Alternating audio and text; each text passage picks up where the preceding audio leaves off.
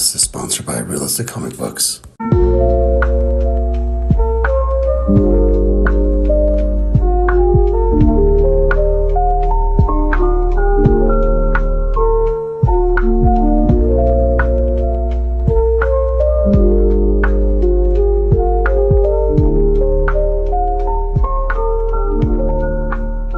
RealComicBooks.com.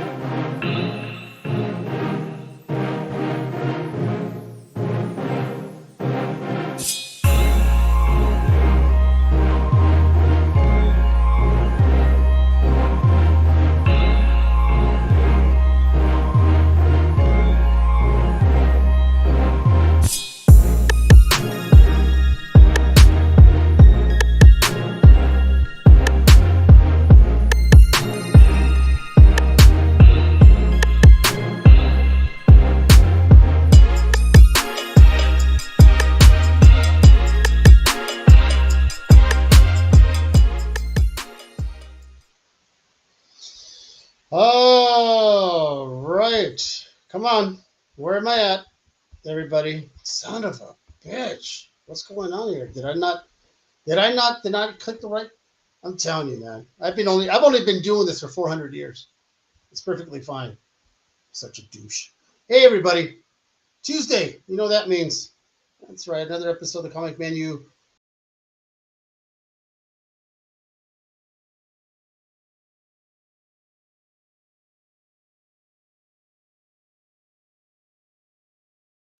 And wow, something just happened. That was weird. Wow. All right. You know what, guys? I'm just gonna bring in all my guests. Screw everyone. We're gonna start adding everybody. Here we go. Because we got like 400 people. I don't know what's going on tonight. That was weird. I lost connection, and let me add the other guys. I got Ben, I got Thomas Healy. I got Gonzo. Oh, good. Sam. Wow. Where you at, Gonzo? This is like a battle royale. There you go. Wow. Sweet. Is okay. Some bracketing here. Say the best hat will survive, but Aaron already won. I got to tell you guys, I normally I do this whole intro, but fuck it. We're going to do this live. We're going to do it live. All right. Boy, what a motley crew. All right. This is like a Michael Bay film. I feel like we're gonna all launch you guys to space to stop an asteroid from blowing up the Earth. No lens flares, okay? We're going to talk about cons. We're gonna talk about the state of the comics. We're gonna talk about signatures. We might talk about a little drama that's going on in this crazy hobby of ours. But either way, it's going to be extremely fun, and I'm looking forward to all of this. So, first of all right, let's get this going. So we got Aaron Campbell. Aaron, it was a pleasure to you jumped in while we were in the process there. Yeah, I was chomping down some pizza last minute before he started. It's pretty dangerous to chomp down pizza before a podcast.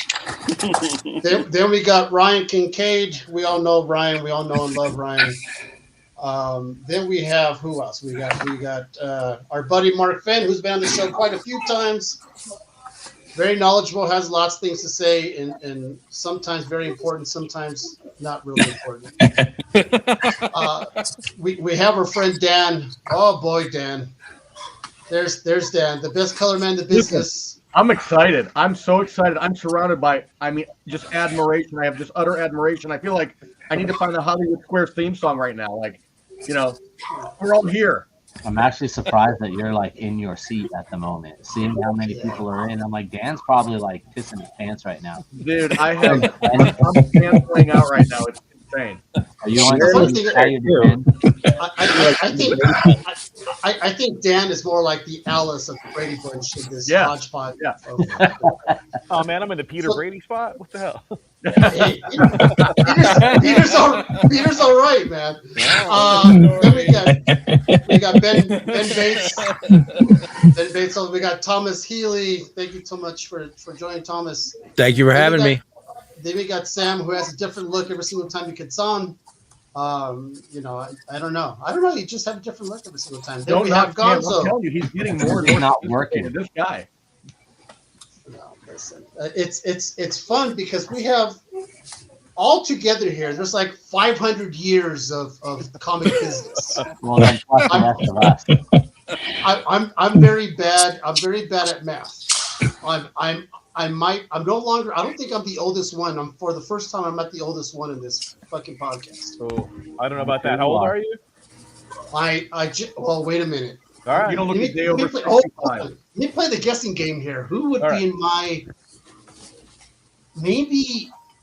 Oh, I don't know. Because you know what? Because beards throw things off. Yeah, don't let Aaron's beard fool you. That's what I'm saying. I'm a silver fox. Aaron's like 20, Yeah, you are. Aaron's 25. Aaron's 25, right? Yeah. Well, I'm 54. Okay. Yeah, you're older than me. That's older than me. Am I the oldest one? You might be. You are more than one high school older than me. Oh, We would have gone to high school together then. I always judge things by how many high schools I am separated, like every 4 years is a cohort, So, you have a completely different experience than I do.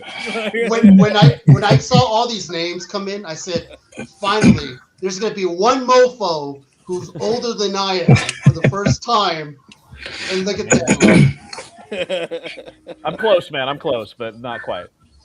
Well, I found out that Gonzo's a fellow Paisan, so we're going to have. I'm going to be seeing all you guys on Friday face to face because I'm going up there with my buddy here, Joey Solo, who said he's looking forward to the Southwest this con that's coming up on Saturday and Sunday. It is the longest name of a con known to man. It is the Southwest Comics and Creatives, collectables and cards and what the hell? Don't make it any longer, man. It's already long enough. Mark, what's it called? So the Southwest Comic Book and Creator Showcase. But you have to understand the history of Albuquerque. Yes, because the other show here, that person tends to like take all the names so that you can't get anything, and so we had to go with what we could go with. But I mean, it fits because Southwest, because we try to reach out to these guys in Arizona, to Texas. Ben was Texas before when I originally reached out to him, and now he's Wyoming. But we've got a really good base in Albuquerque, well, in New Mexico, of pro creators. And then if you go to Arizona, I mean, you guys have got a huge base over there. El Paso, you've got Alex Regal, Raymond. So, making it Southwest just makes it a little bit better to include everybody. Wait, is there a good like anagram? I haven't done It's funny you say that, Aaron. It's funny you say that because when I saw the Instagram account SWCBCS, I thought it was a grading company's Southwest. Grading company. I'm like, do I say that? Going under, you can take it over, Mark. It's fine. Yeah. I have a question about the name. Sure. And the names that were taken, was KirkyCon not available? That one might have been, but Albuquerque, Duke City, New Mexico. Gotcha. Yeah. Anything like that was gone. KirkyCon would have been great. You could have, KirkyCon. Can we change it, Mark, for next year to KirkyCon? And then, but wait a minute. But in parentheses, let's see how this year goes first, and then we'll look at next year. If we do KirkyCon, in parentheses says if this shit doesn't work out, it was Gonzo's idea. Yeah, exactly. Yes. I'll take it. Yeah. Hey man, I got 25 years of advertising experience. If you don't like this, here's some other options. Exactly. It is all right. So let's get this going. So as you heard, we got the con going on. There's going to be a boatload of writers and comic and artists and inkers, and I mean it's the full gambit. I tell people that it's one of those cons where it's not filled with tons of celebrities. It's a man's con. A man's con as in a comic fool's Comic Con. You want to go there, buy some books, look through some stuff, get some signatures from some extremely talented writers and artists. That's the place to go, and it costs nothing to get in, people. It's less than a Starbucks cup of Joe.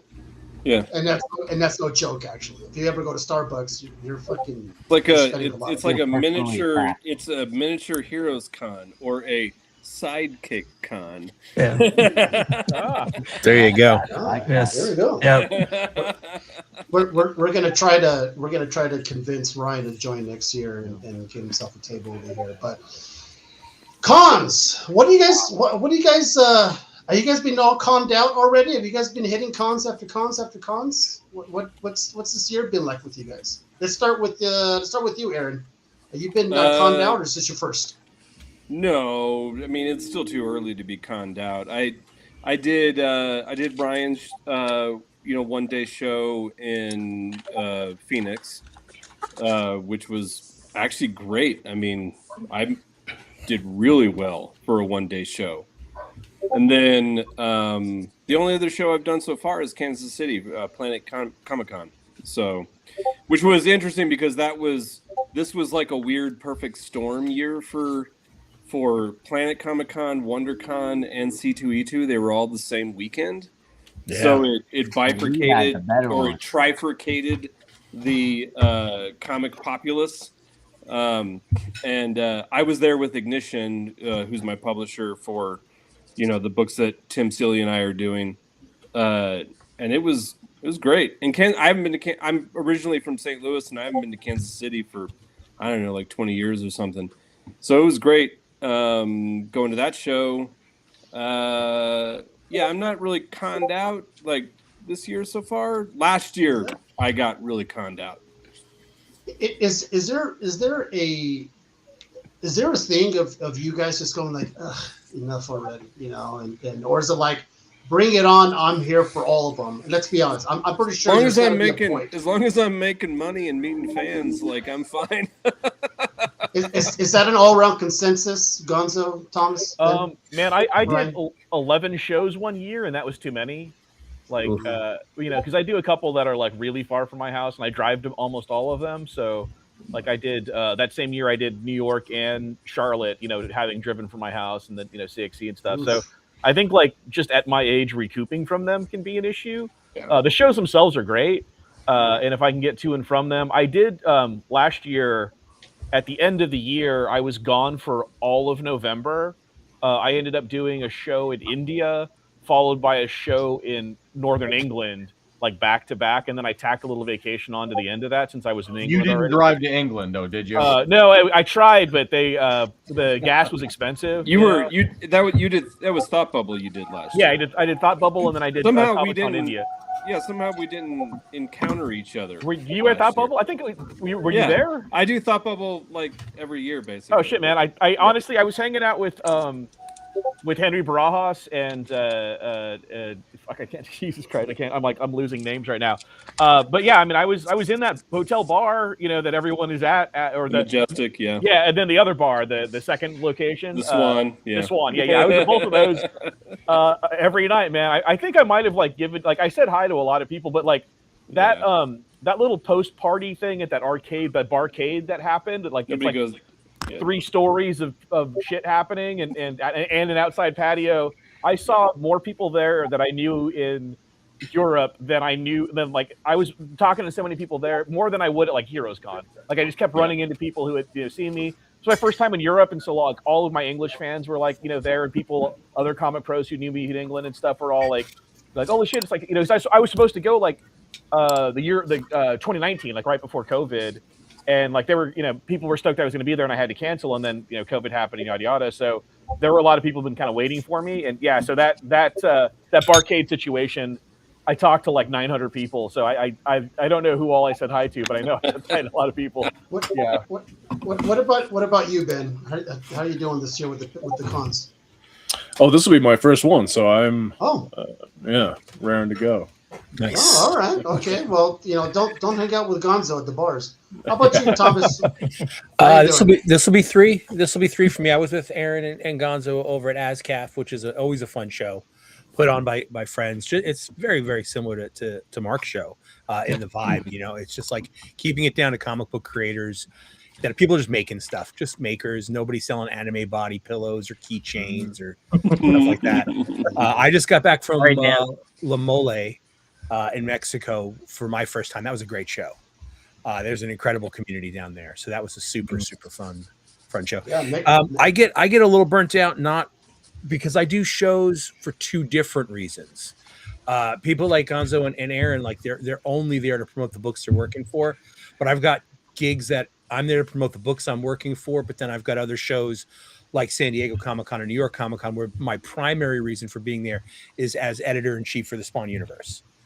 So my goals per show are different. I don't sit at a table. I'm not selling stuff at New York or San Diego. I'm working there. I'm meeting with creators to get them to come work for us, as opposed to a show like La Mole, or I'll be in. I'm going to Super ManilaCon in September in the Philippines. Oh, I hear that show's amazing. Yeah, that's what I've heard. And I'm working right now with Von Randall on Sam and Twitch. He's my artist in Sam and Twitch, and Harvey Tolabao. We just got him doing some covers. So the last time I talked to the 2 guests of honor are going to be you and CB Cebulski. I'm like, 2 editor-in-chiefs, right on. They're making us wrestle apparently. Yeah. Weird. That's at the second bar that Gonzo knows about. Yeah. Oh yeah. So shows like San Diego, when I'm there working as EIC, I get over that show real quick. I get over that. It's just it's too big. I got to walk everywhere. I got no real good place to sit. So I get over that real. That's still bigger than New York Comic-Con. Is it still?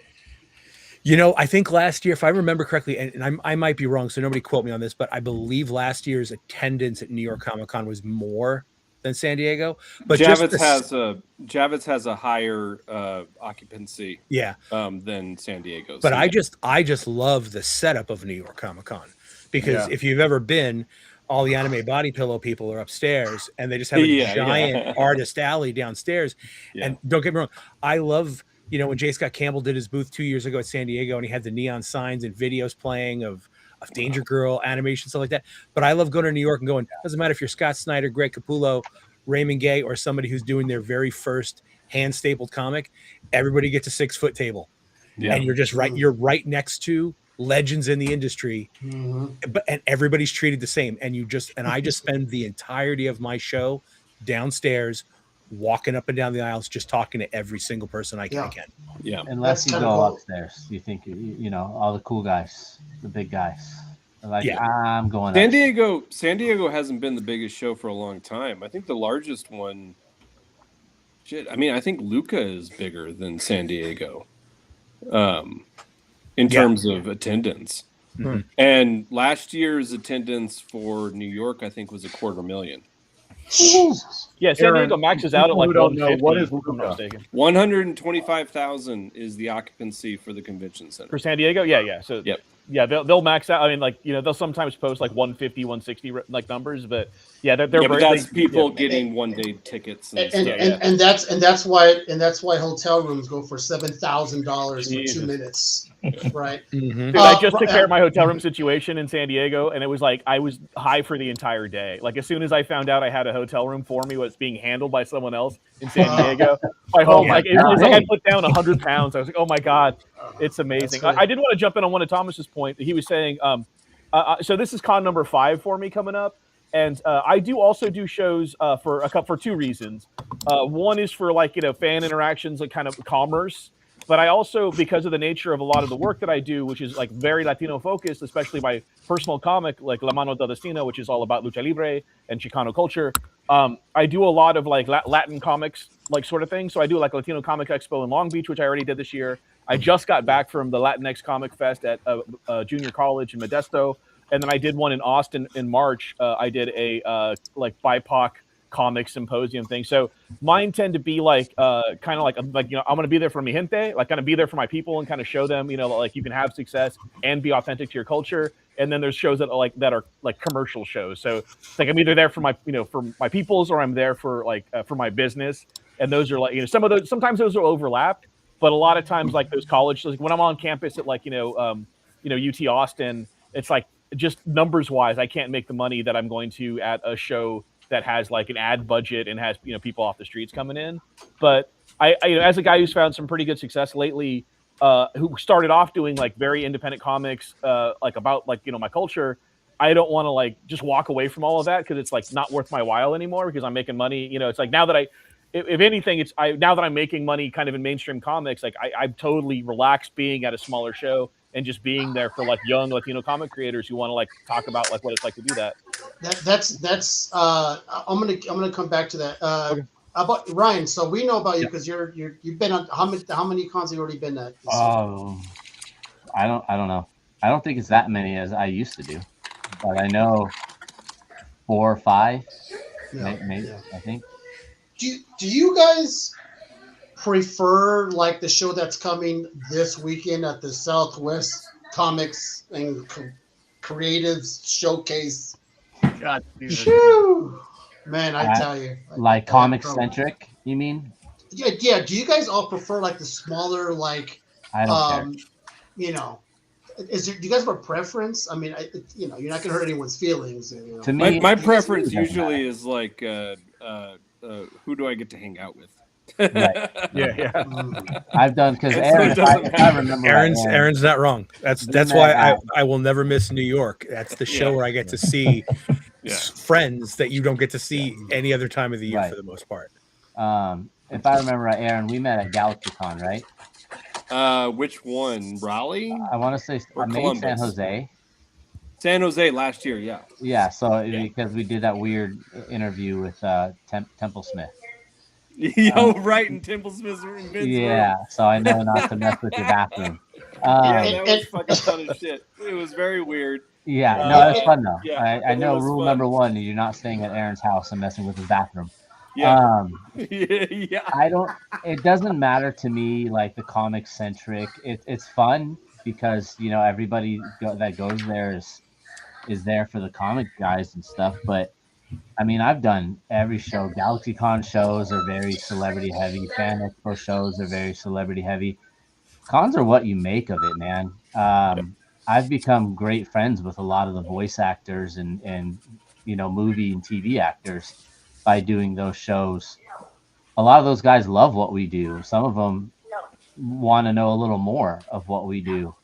I've learned how to work with those guys if it's a slow show and make the best of any con. So comic centric, celebrity centric, I don't care. As long as I'm not bored, I'm good. So Ben, what are your like? I'm pretty sure you don't have any expectations, but on the show coming up this weekend, is there something you're looking forward to the most?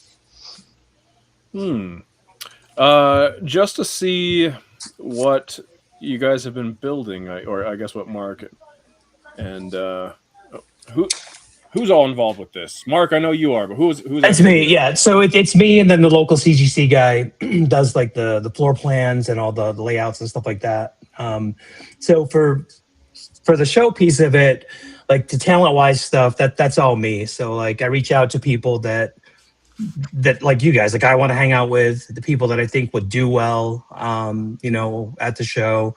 Sometimes it's convenience because Aaron's local, so you can kind of, we can go and pick him up if we need to and drag him there. Andy Kuhn lives here, doesn't do any other shows. So if we didn't do this show, he probably wouldn't be doing anything. So it's kind of, Skylar Patridge is in Santa Fe. Matt Gagnon's here from Boom. Who else am I missing? Aaron? Yeah, Trevor Goring's here. He'll be at the show. Which was a huge surprise for me because he was a early influence for me. So I'm excited to talk to that guy. Yeah. Before we get into the meat and potatoes of the show, I'm going to ask each and every single one of you creators, and I just want a yes or no answer. I don't want to hear that shit. Just want to hear yes, no. I can only give congressional answers. I'm sorry, Aaron. I'm sorry. Ready? So we talked about the huge the size of these cons. I'm going to ask you, Aaron, everybody else, starting with you, Aaron. Con crud, have you got it before, yes or no? Yes. Ryan? Oh, yes. Mark? Multiple times, yeah. Yeah. Ben, well, just kind of like one of these, just a lot of hand sanitizer, right? Thomas? Yes. I know you have, Sam. Oh, yeah. Coming back from Planet was rough for me. I told you. And Gonzo? Sorry. I was near Ryan for a second, and I was done for. That's all it takes. Gonzo, I'm assuming yes, right? Absolutely, yeah. It's the cost of doing business. Yeah. Like it's just kind of one of the things that can happen. New York is inevitable, inevitable. Yeah. Do you do the fist bumps? Are you guys in the fist bumps or the full blown handshake?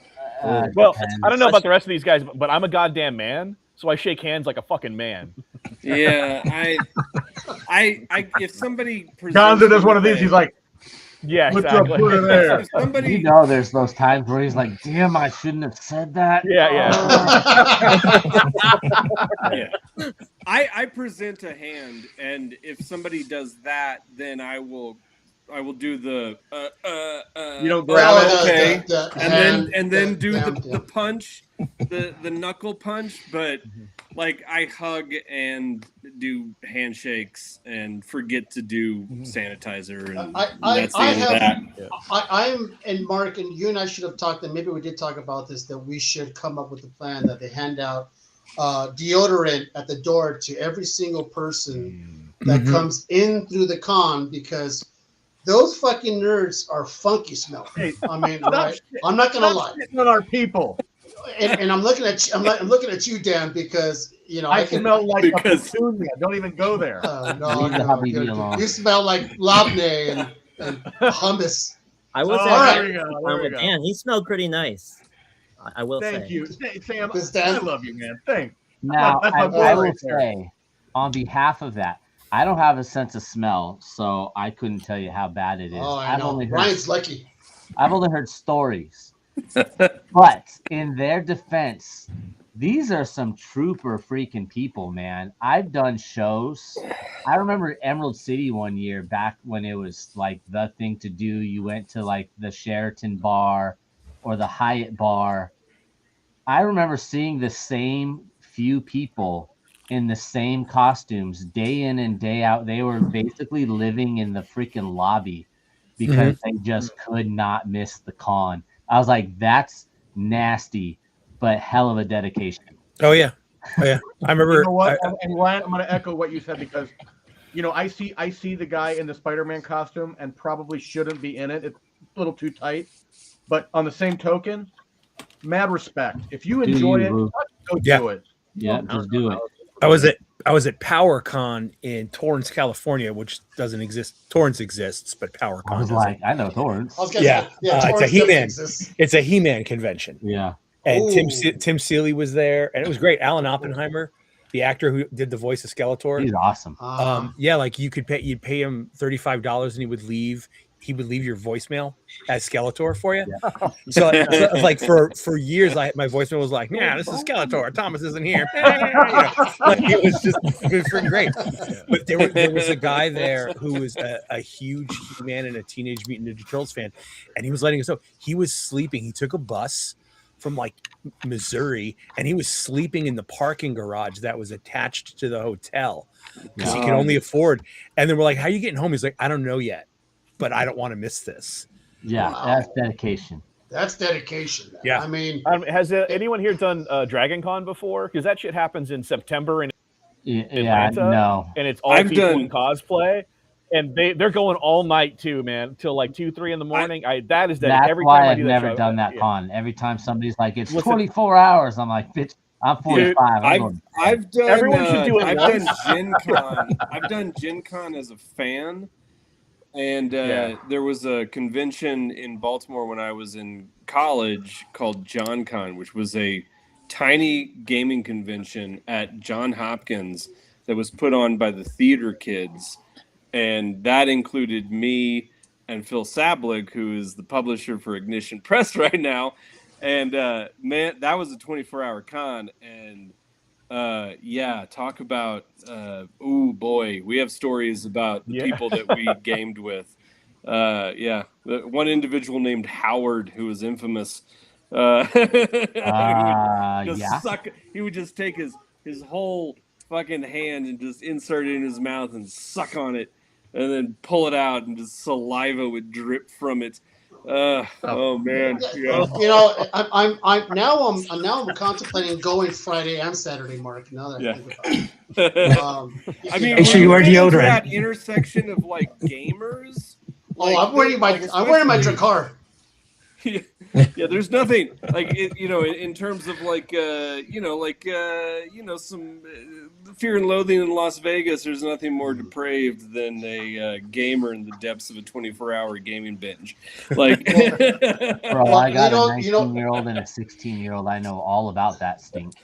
So I'm gonna make a promise on Friday, gentlemen. When I see you guys, I'll make sure to splash on my high karate, and you will definitely know it's me if you get a whiff of that high karate. All right, so let's go into Sam. Let's go with your first question for the group, and we're gonna go sort of in order for the answer, so everybody has a chance to answer. Because I believe Thomas, you delivered one of my I think one of the most important panel moments that I've heard during the Spawn Universe panel. And I'm going somewhere with this in terms of artists, but all right, New York Comic Con, and you said, sometimes, art today, you could get discovered in an instant. Todd sits there, scrolls on his phone, he just looks up artists on Instagram, and then it's my job to go out there and find them. Like when you look at the state of the business now, like since New York Comic Con a couple years ago when you said that, where do you think the state of art is in comics right now? And then for all of you artists, like, how has that changed how you've been approaching your work, your commissions, your books, your publisher work, your independent work? Because things are changing a lot over the past. Yeah.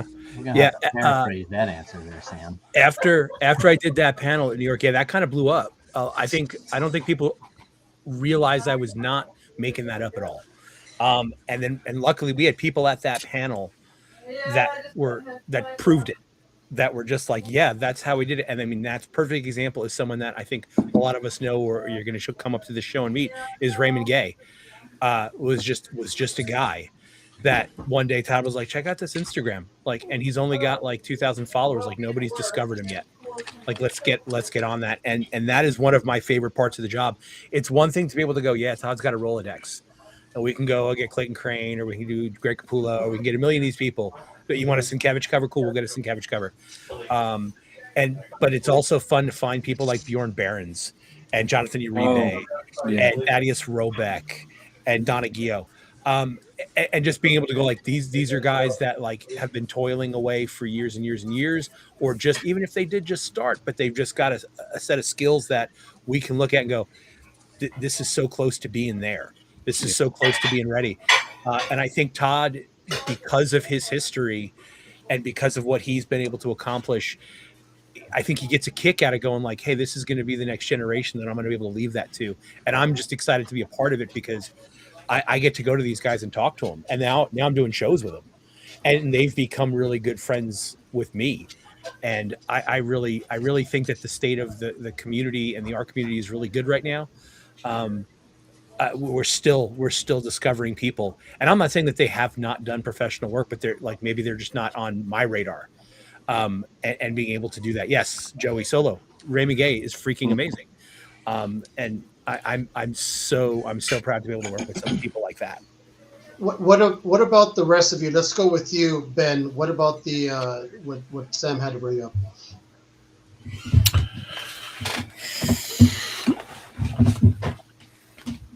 Sam, remind me exactly what you were asking. That wasn't directly to Thomas. Yeah, Sam, but don't reread the question. Just paraphrase it. You know, I just think that the art has continued to change what the industry is looking for, what fans are responding to, what publishers are doing. So, like, how has that influenced your work? Whether it's, you know, requests that you're getting from fans, requests that you're getting from publishers, has it influenced you in any way? Like, looking at the state of art and the superstar artist now coming back in a big way. There was an article about that recently. How is that changing your approach to what you're doing in the industry?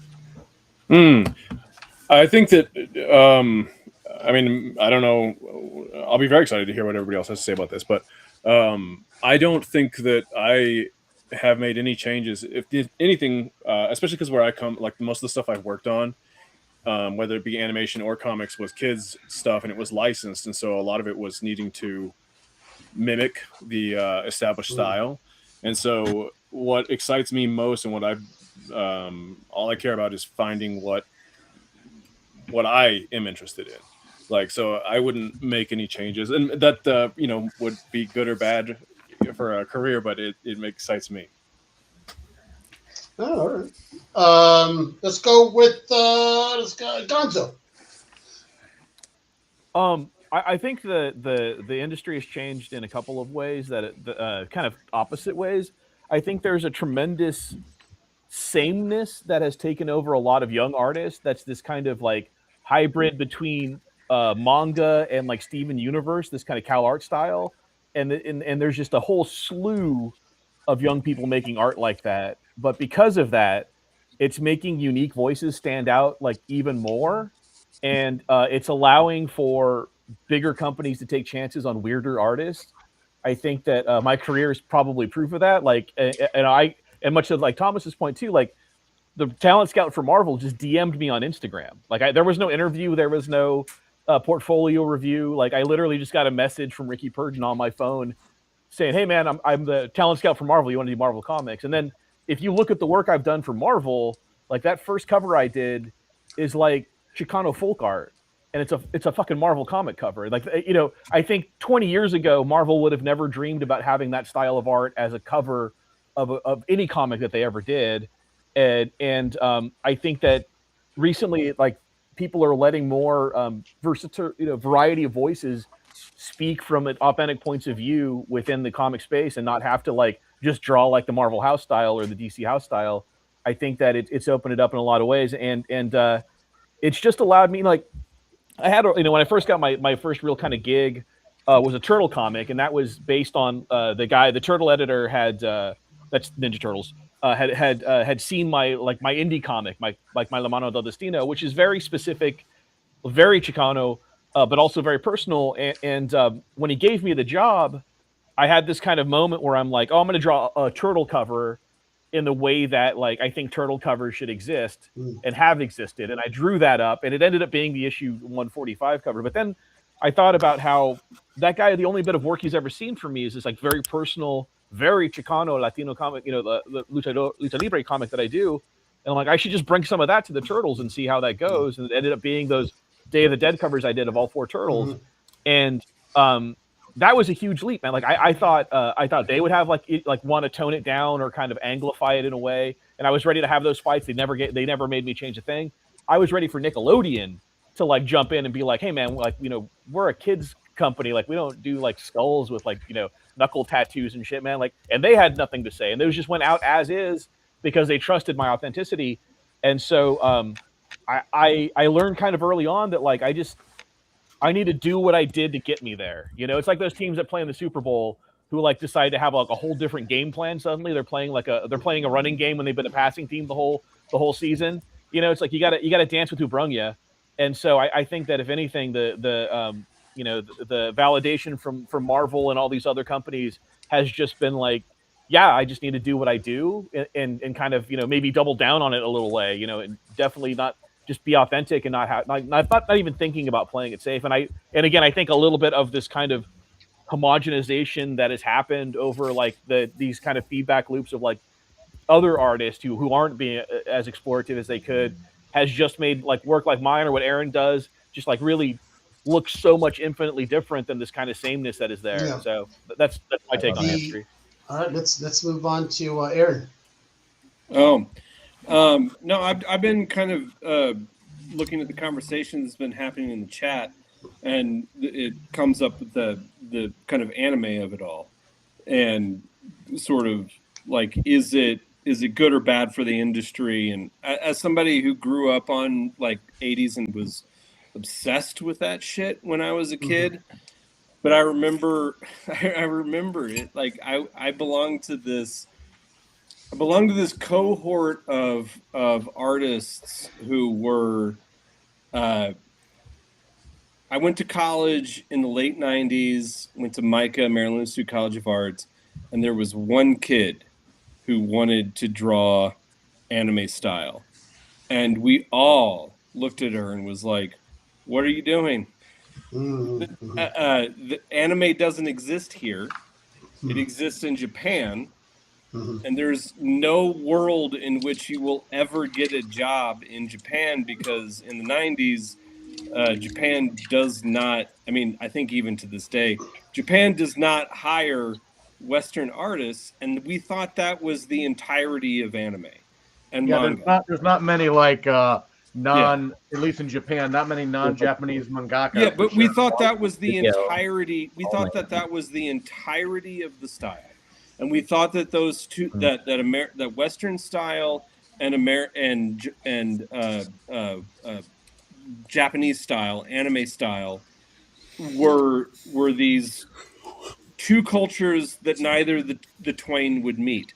That style would forever be the purview of the Japanese, and the Western style of comics, European and American comics, would always be here.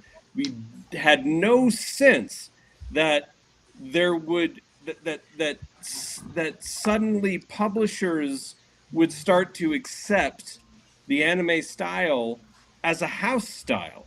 And so the idea now, like that has kind of seeped in and kind of taken over. And somebody even mentioned Invincible, and it's true. If you watch the cartoon Invincible, or if you look at Brian Otley's work, it's the connective tissue is there. There is that influence that exists. And I don't think there's anything wrong with that. There obviously is a homogenized and manga style that exists within comic art, and that's where I think that individual voices start to get lost. Anytime you adopt a quote unquote style that is broadly adopted by a mass subset of individuals, you start to lose your individual voice and your personality and your just individuality. It's the same reason why you might be able, well, with AI, probably not anymore, but in the last, 20 years, a lot of comic book artists left comic books to go into animation. And I've even like had people ask the question, have you ever thought of that? And I was like, of course not, because I don't want to become anonymous. And the problem with going into those type of like, if you like follow that career path, you might make more money, yes, but you become anonymous and no longer anybody. And in comics, it's this place that is AI proof. So far, we're seeing, because all of the publishers are rejecting it kind of en masse. Readers are rejecting it en masse because they want a relationship with an individual creator. And so like it was like, I don't care how much more money I make over there, like I want to be able to express myself the way that I want to express myself. We've had conversations, we've had shows based on just AI alone. My God, you could imagine that show could go on for 7 hours. Yeah, because it is one of the most infuriating topics. And I'm friends with lots of creatives because of this podcast, and the respect I get. And anyways, it's a thing. And well, I'll say it, like one of the things that is, because I'm doing work with Ignition, and the thing that I love about Ignition's contract more than anything else is they have a clause in their contract that says if you are ever found to have used AI in your work, your contract is immediately null and void. Aaron, you know what's interesting? There are still people, including creators, that will still defend AI. And the funny thing about it is, and look, we don't need to get into like the whole debate on pro versus con AI. My personal stance, though, when I hear people comparing things like AI to like other innovations throughout history, like electricity or the factory line or shit like that, is this is vastly different because AI is intended to replace human beings, period. That's what they want to do. They don't. It's not like, oh, we're going to free up capacity and you can go do another job. AI's intent in every industry it hits is let's not need people for this. It's trying to design its way out of people. Yeah, that's it. I mean, but more broadly to the question that you had originally asked, in terms of the way that I see the development of comic art and the way that it impacts like my decisions is the work has just become so superb that it pushes. Once you get into the club, like the club of like the people who work at DC, Marvel, Image, and all of the major indie publishers, once you're in that place, you're part of this select few. And because everyone is so fucking good, it pushes you to do your best work.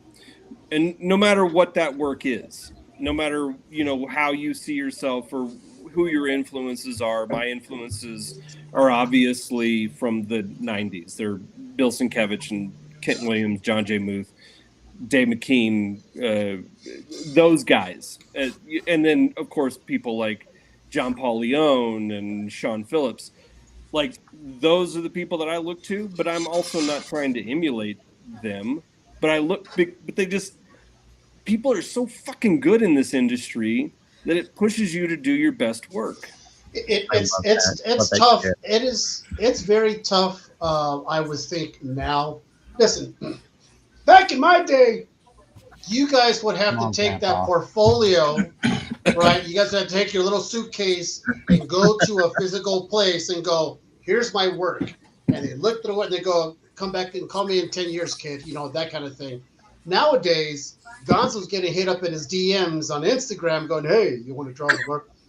It is, for you guys, what a time to be alive. Yeah. What a time to get the exposure. What a time to be this small town kid with the dream. And if the planets align, you're heading places. All because someone saw your work online, on a page or whatever it is.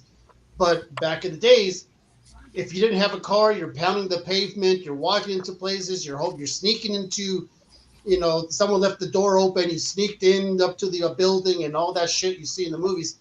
It was the thing. So it's quite a different era for you creatives. But I do want to ask you guys a question. In one word only, describe to me the very first time you got paid with a check for your first like work that you did in comics. Yeah, just give us the amount. Just kidding. I just want that one word. All right. No. I'm gonna go with let's go with you, Thomas. The first time you got someone gave you a check, one word to describe. Exhilarated. Let's go with you, Mark. Measly, because it was from Antarctic Crest, so I got like shit. So Mark, I said one. So, measly is one. Okay, we'll stick with measly. Yes. Aaron. I need 2 words. Oh, son of a bitch. Cautiously optimistic. Cautiously optimistic. Ben. Good. Peaceful. And Gonzo? And Validating. I was gonna say you could say it in Spanish too if you want to. Okay. Oh yeah, you took Ryan's word, Gonzo. You took Ryan's word. Oh yeah, I should probably be clear. You know, especially any Latinos who are watching, like, you know, entiendo algunas cosas, pero no hablo bien. Yeah, it's all right. That's all right. Pero that's estoy aprendiendo. That's East LA Spanish there, people, in case you guys are wondering. Yeah, sure. Oh yeah, all my Spanish is bad Mexican slang. Like I don't know Castilian Spanish. I know, right?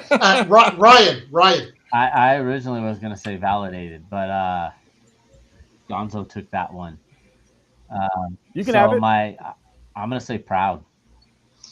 I would think, in a holistic point of view, it all barrels down to elation, right? There's that I think, and when in a sense, who's the one that said was that Aaron's like, I'll take it, but is it gonna last? Right? Yeah. Is this a one shot? Am I just getting it lucky? And then you get that second, and then the third, and the fourth, and you start going, I think I'm doing something right. I think I'm doing something I'm supposed to do. How many of you guys quit your jobs? How many years did it take to quit your day job? And I quit my day job once. I was halfway. I think I was halfway through my first gig. And they were already talking about my next gig. Okay. So you already had that foresight, like, I think I'm set. I think I'm ready to go, right? Well, not that I'm set, but that I can build something. You had a future. Yeah, and that I mean, man, we were poor as shit. We were poor as dirt then, but I was like, I think maybe I can do this. Like I've drawn 3 issues. And I've drawn 3 issues in probably 4 months. So I think I can do this. And my wife was infinitely supportive. Because when I look back now at what I was, I'm like, I don't know how we paid any bills. I don't know how we survived. Can I tell you, Aaron, real quick? I know Caesar asked a question. I want to kind of jump on what you just said there, because that's one of the reasons why I have such a great respect for creators in general, whether it's writing, art, inking, whatever, because I don't feel like anybody goes into that line of work going, I'm going to get rich doing this. It's a passion. It's a grind. And I wish everybody on this panel and everybody else who's doing this the greatest success, but it is a grind. Right. I will say that was true with probably the older generation and everybody that's in this panel now. The new generation, they jump in thinking they're going to instantly be a hit and make a shit ton of money. Because I'm watching it when I go to whether you think it or you don't, that's not the reality, though. Right. No, the only people who did that were the Image crew, like people in the 90s. That was more timing than anything. I think that I always say when I'm talking to like young people who want to get into comics, I'm like, any success I have in comics is more a testament to my stubbornness than it is any talent or skill. Yeah. Like I just refuse to do anything else. And also, you know, as a guy who's had, you know, arguably like reached that kind of highest level of success, like, you know, I'm doing comics for Marvel Comics. The biggest successes you have in this industry are just an opportunity for more work. Correct. Like there is no like, oh, I'm going to retire off of it. Like, you know, there is no goal. There's no touchdown. There's no winning the big game. It's just the opportunities get better and a little easier. But like, yeah, you know, even my biggest, most successful things have just allowed me to do more work and maybe be a little choosier about it.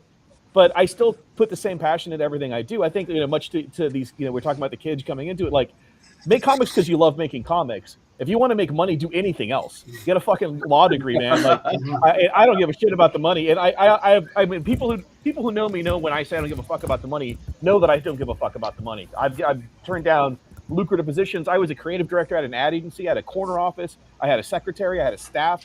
You know, and I walked away from it because, you know, I was making like 6 figures, and I wasn't creatively fulfilled. You were dead inside. So you were dead inside, right? I won't.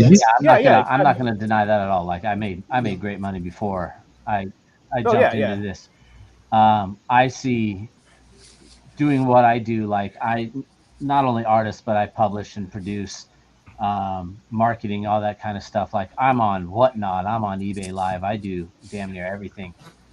What I was talking about is I see these guys that jump on and they had one hit cover that was a small independent thing, and they are now Whatnot infamous because influencers are like, oh, we can bang this dude out a bunch of money. It's automatically in their head. I did great with this one. I have these guys on Whatnot selling me. I'm gonna make money no matter what. Which is definitely false. I think when you fight as long as most of us have, like, you know, I'm a guy who found success at 50, right? So I spent like 30 years of my life like trying to get in this industry. You almost don't trust success. Yeah, you know, it's like I'm ready to argue with people. I'm ready to fight my way in. And when it's easy, it's like I'm out in the parking lot, fucking doing push-ups, getting geared up for a fight. And then I walk in, and they're like, "Oh yeah, cool, we'll do it." I'm like, "Man, can we just fight a little?" Because I had a whole. I wrote this speech. We were going to argue about it. I don't know how to not fight. Yeah. Is it? Yeah. So do you guys? I lost my train of thought. Without a little resistance, Gonzo, it doesn't feel right anymore. You need a little bit of pushback now. I kind of do. Yeah, it's just like, listen, there is no polish without friction, right? And so I kind of need to like create some friction for me to shine. I need that polish. So, and I also think that like when you love something into existence, you're willing to fucking fight for it, and you're willing to. I got that image in my head when you said that, of that scene from Major League where, you know, Ricky Vaughn thought he got cut, and he goes into the fucking manager's office. He's like, now, and he's like, I didn't cut you. You're like, what? I'm not gonna cuss again. You know, the thing is that we see those young folks who think they're going to come in, they have without one successful, and now they're a hit, they make tons of money. Is it fair to say that this side of the community is that's great, but it's a what have you done for me lately type of business? You know, well, that's great, Gonzo, you did that, but what else you got? Yes, I think that when you find success quick and easy, it goes away just as quick and easy.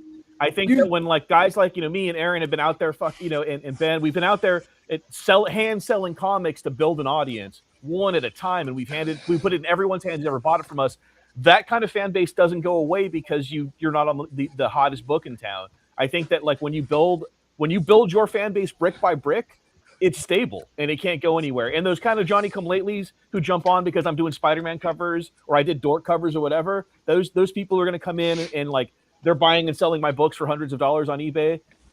They're going to go away as soon as the next hotness happens. But those people who were there buying La Mano del Destinos when I was still just me and I had 2 issues out at Phoenix Comic Con, they're going to be there when I do my next Marvel cover and when I do my next. I think there's a lot of I think there's a lot of people who think that they can build an entire career based off of cover work.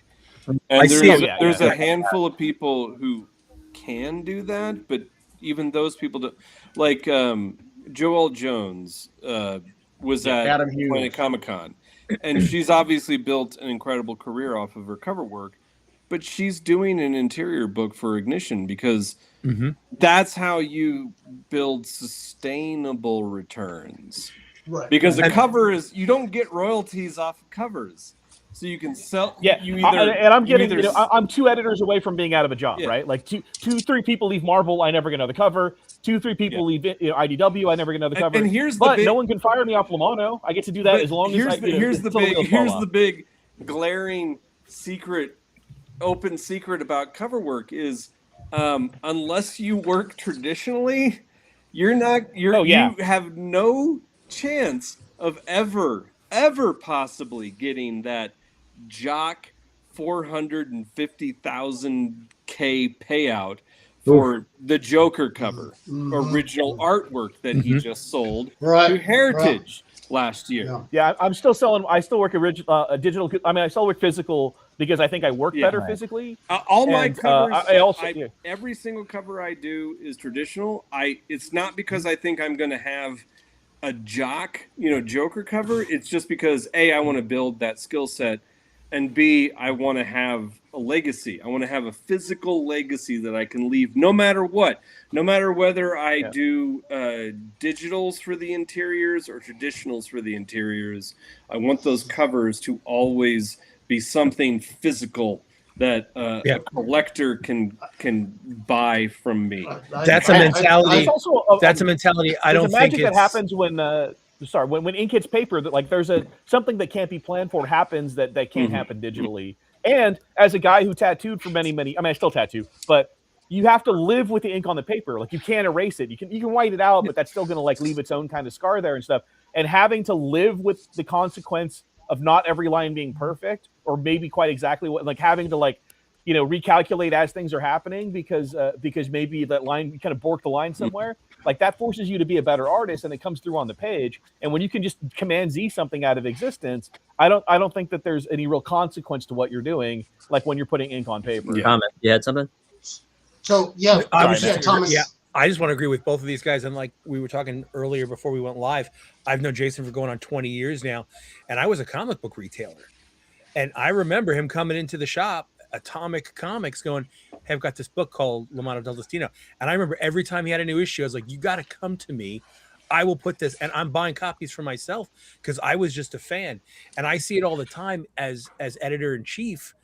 We've got people that just, you had one hot cover that was like a retailer incentive cover that blew up a little bit on Whatnot or on eBay Live or whatever.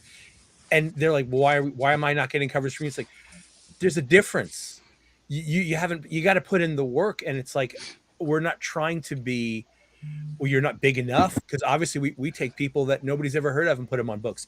But again, I feel like the industry itself, and this is just coming from a fan, has splintered a little bit. It's not for a lot of these creators. It's not about becoming the next Frank Miller. It's not about even becoming the next Todd McFarlane or Greg Capullo. They just want the next hot cover. And we've got guys that come to us and be like, "Oh, I had the #1 cover last month," and I'm going like, I look at all the sales. I even know I know the Marvel. What are you talking about? You have it was the #1 cover on like this one comic tracker app. I'm like, oh, you was the #1 cover that got flipped last week. That's different than having the #1 book that sold last week. Right. Because I'm pretty sure they just did Invincible, or we had Scorched 50 or whatever, and those are 6-digit numbers. Yeah, it's interesting because like my newest book just came out this past week. Everyone Loves a Jewel Thief. It's me and Tim Seeley, and we're both co-writing and I'm drawing. And we had, I did the A cover, Tim did the B cover, the C cover was Rebecca Isaacs, and then we had a exclusive that you can only get through the website, Raul Allen. But the Rebecca Isaacs cover ended up on, there's a website called coverprice.com, which Ignition posted up.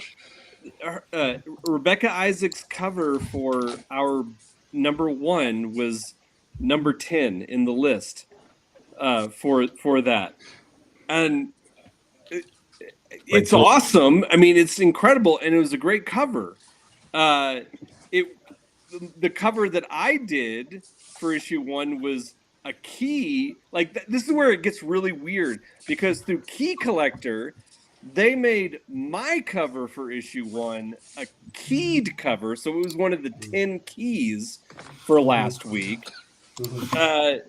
So because yours was the A cover, it's right? all nebulous. That's why It very much is. Yeah.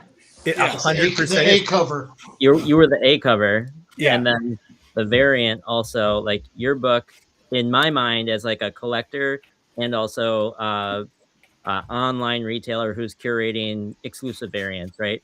That in my mind would be, all right, I want to grab 10 copies of Aaron's A copy, but then the ratio we could probably flip, you know?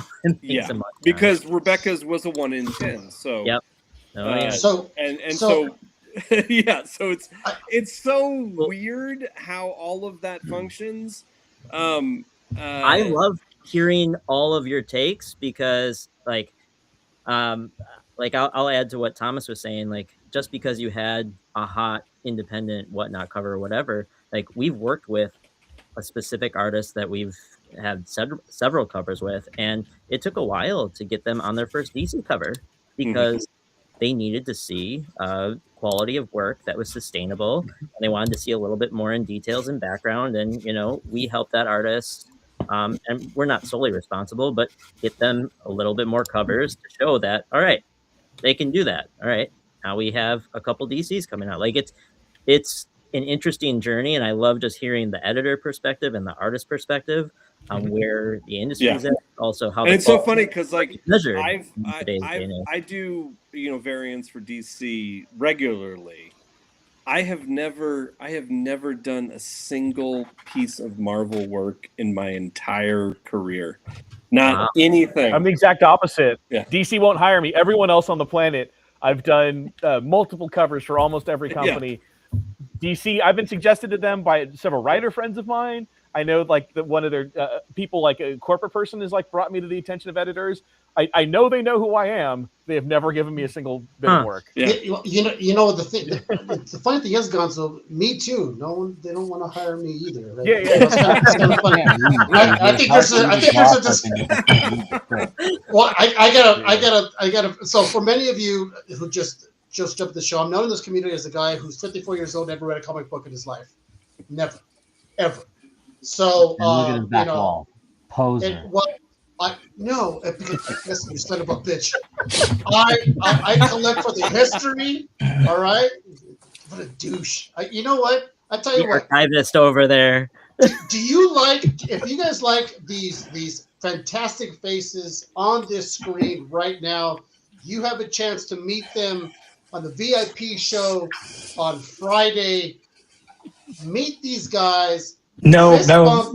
Shake hands, not meet these guys.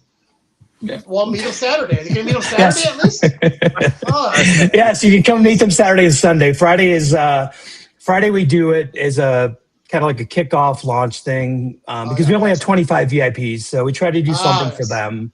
Okay. And then it gives the creators all a chance to kind of, you know, get together and meet and stuff because I'm assuming this year with the number of creators we have. With Ben, if you bid high enough, like, what are you talking about, Caesar? That's not an event. No, listen, I was wrong. Now, if you want to go see me on Friday, go see me. I don't care. I'll be in the parking lot signing. I'll be saying, "Oh, you son of a bitch, Ryan." You invite me all the time. I don't know why. I tell you.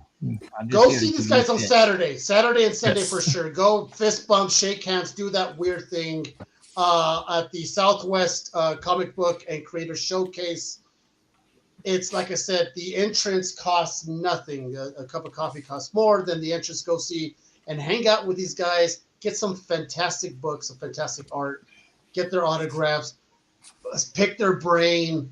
You know, it's a small show, so you have that intimate moment. You know, to spend time with them. And it's, as we talked about at the beginning of the show, these small shows people like because you do have that intimate.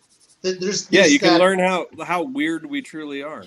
Don't mess with I'm going to say one thing. I got to give you guys some flowers because I've never met an industry filled with people that are bringing their fans joy on a daily. But every time I meet them, they thank me. It's like, what are you thanking me for? like thank you, but like they'll be like, thanks for getting the book, thanks for showing up. What? If Like, it wasn't absolutely, you buying the book, we wouldn't have a job to do. Heck yeah. Dude, I don't see it that way, but I appreciate it. But man, I appreciate you guys. And like I said, if we were asking the other way around, how narcissistic would it be? Of course you want our books. How dare you? You know what, Aaron? I say that. Those posts this week have been that way. Well, Aaron, So, and again, I'm not. it's like Aaron said. If you go to like a Fan Expo or a GalaxyCon where there's celebrities there, they're not thanking you. I mean, those Hollywood celebrities aren't thanking you. Yeah, well, I mean, it depends on who you're talking to. Like, I've become, kind of cordial friends with Matt Ryan, who is the awesome. on-screen Constantine to my Constantine. Like, he's so lovely to speak with and so gracious. And I think a lot of people are. Like that. Well, like listen, Aaron said before too, is a lot of us do the shows like this because we're getting to see people we haven't seen before, but also to see the fans.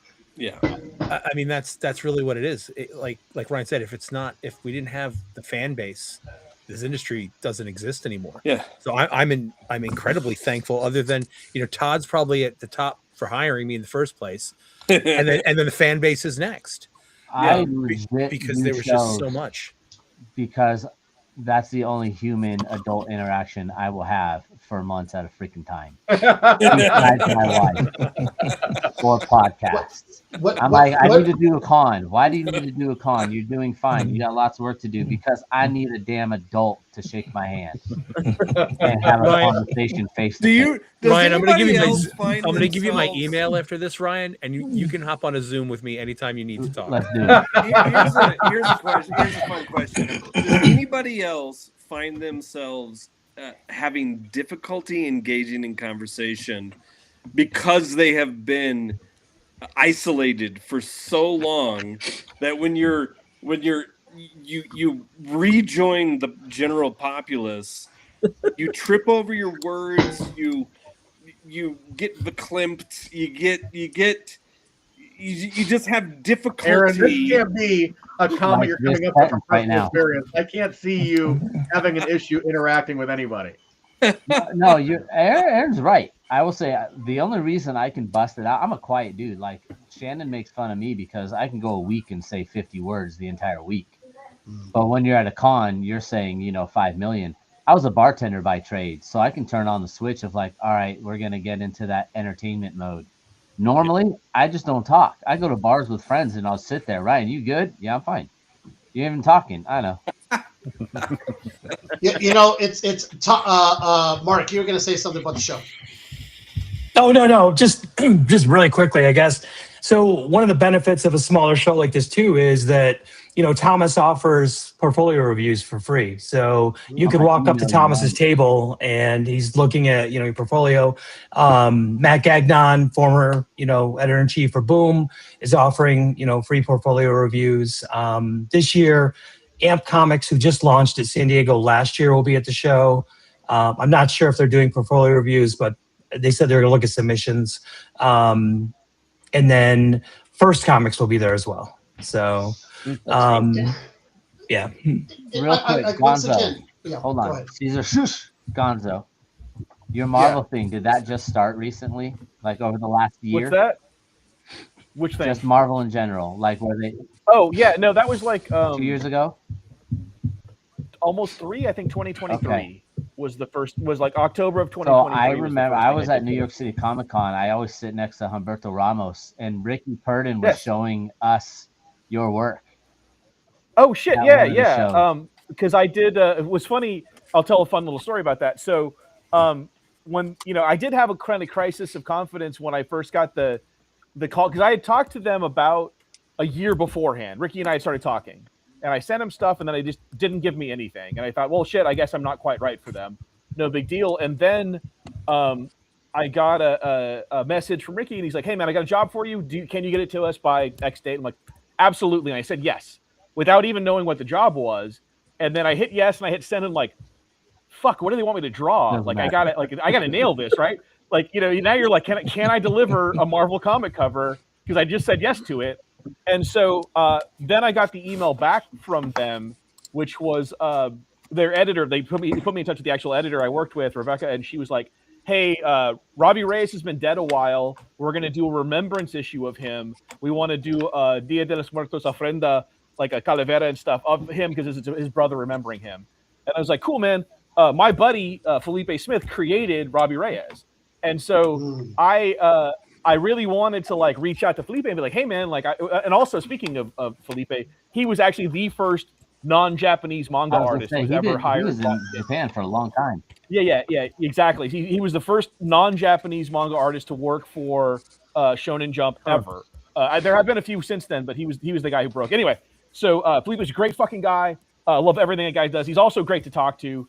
And so I was going to text him and be like, hey, dude, my first Marvel gig is me drawing your character and kind of like try to have a moment with him. But then I realized, like, dude, he hasn't been with Marvel in a while. Like, I don't know how they left. Yeah. Like, I don't know how that breakup happened. I don't want to like rub salt into maybe an old wound. You took my job. And him be like, oh, yeah, exactly. Fuck Marvel. Those guys screwed me. Fucking, don't do it. Like, or him to be like that. Like, like, hey man, don't do anything for them. But fuck you, whatever. So I'm like, oh Jesus. So I just don't say anything. And then I don't know who's all working on the book. And then, and Humberto's a guy who has also bought, or I've given him every issue of La Mano. He loves La Mano. He and I talk. He's been friendly and a fan of my work for a while. So love that guy. So I just do my cover. I turn it in. Everybody loves it. It's great. And then the day comes. It's like 2 days before San Diego Comic-Con. And they send a press release kit out. So here's the images to show. Here's what you can say about it. Make sure you guys are hashtagging this and everything. CC'd on the email are Felipe, because he wrote one of the stories in there, and Humberto, because he drew one of the covers and part of the issue stuff. So I'm like, fuck, it's like everyone I knew. I totally could have talked about this and had a moment. But like, the cool thing is like Humberto did a cover, and every time any publication was like would pick up that press release and was like writing about that issue, like any press coverage. They were using my image as the main image on the like Screen Rant and the Entertainment Weekly, all these places and stuff. And I went and talked to Humberto about that, and Humberto was like, "Yeah, dude, I pitched an idea of doing a Day of the Dead skull for them, but they said, no, don't worry about it. We want you just drawing Ghost Rider and stuff." He's like, "Then I saw your Day of the Dead skull." He's like, "Yeah, that was the right decision." I was like, let Gonzo do that. So nice. It was incredibly validating. Yeah, Humberto's a great fucking guy, but to get him to be like, oh yeah, like Gonzo was the guy to do that. Like, definitely give it to him. Like that was like that. Whenever like other artists like compliment me like that, it just makes my head huge, and like it's hard for me to get out of the convention floor. Well, listen, having all you guys on this podcast makes my head pretty huge, because I can't wait to meet every single one of you and the rest of the guys this Saturday. That's a really on the Southwest Comic. Just come to Albuquerque. That's all you got to say. Just come to Albuquerque. Come to the Kirky Con teacher. I will not be in Albuquerque. Only if Mark says I can go. That's the only reason I would step in Albuquerque. So before we go on, because I have another question. So Dan he's been texting me constantly. Goes, I want to ask at least one question. Dan's itching. Right. I can see it. I know. Dan. So Dan, it's fine, guys. I mean, just do what you're doing. It's totally fine. I'm okay. So go ahead and ask the question, Dan. What's your question? I feel like this question was a little bit inspired. When we get ready for a show like this, I got to do a little bit of stalker research, and go to your Instagrams, go to your socials. Get some photos of you guys. I don't know if you like the photos we used or what, but I was looking at Ben's account, and I noticed, that he has workshops for drawing and comic and manga. And so it kind of got me thinking, in the last 5 years or so, I mean, manga's been around forever. Anime's been around for a long time, but it feels like in the last 5 to 7 years, it's been on this upward trajectory, like really, like more so than it ever has been. And I want to see what you guys feel about like how that's influencing the Western, like how is anime and manga nowadays, not like historically, but like more so in the recent past, impacting Western style comics, not just with the art, but with the tone, with the pacing. Do you guys perceive, not even just the indies, but even like the mainstream publishers, do you see any kind of maybe pivot point or inflection point? I think it's more influencing Marvel than DC. Yeah, I mean, there's a lot of indie stuff is going in different direction with that, but I don't think it's going to hit to the point where like you see a complete shift in a lot of stuff. Yeah, I think it's found an equal. I think it's I think it's found an equilibrium. Yeah. And to say that it's been on an uptick in recent years, I've seen it on an uptick for the past 20 years. Yeah. It's just been a steady rise, and I think that's why we see it, especially at Marvel. I'm not exactly sure why DC hasn't adopted it as much. Maybe because DC has like kind of a built-in older audience because it's legacy characters, obviously. And now with like the Absolute line, that's something completely different. Like it's so unique from anything else, and it's not manga, it's not DC house style, it's not Marvel house style, it's not any particular style. So I don't think I remember DC doing manga-ish covers and a few short stories, but I think it was wrong timing. Like it was years and years and years ago that I remember seeing it.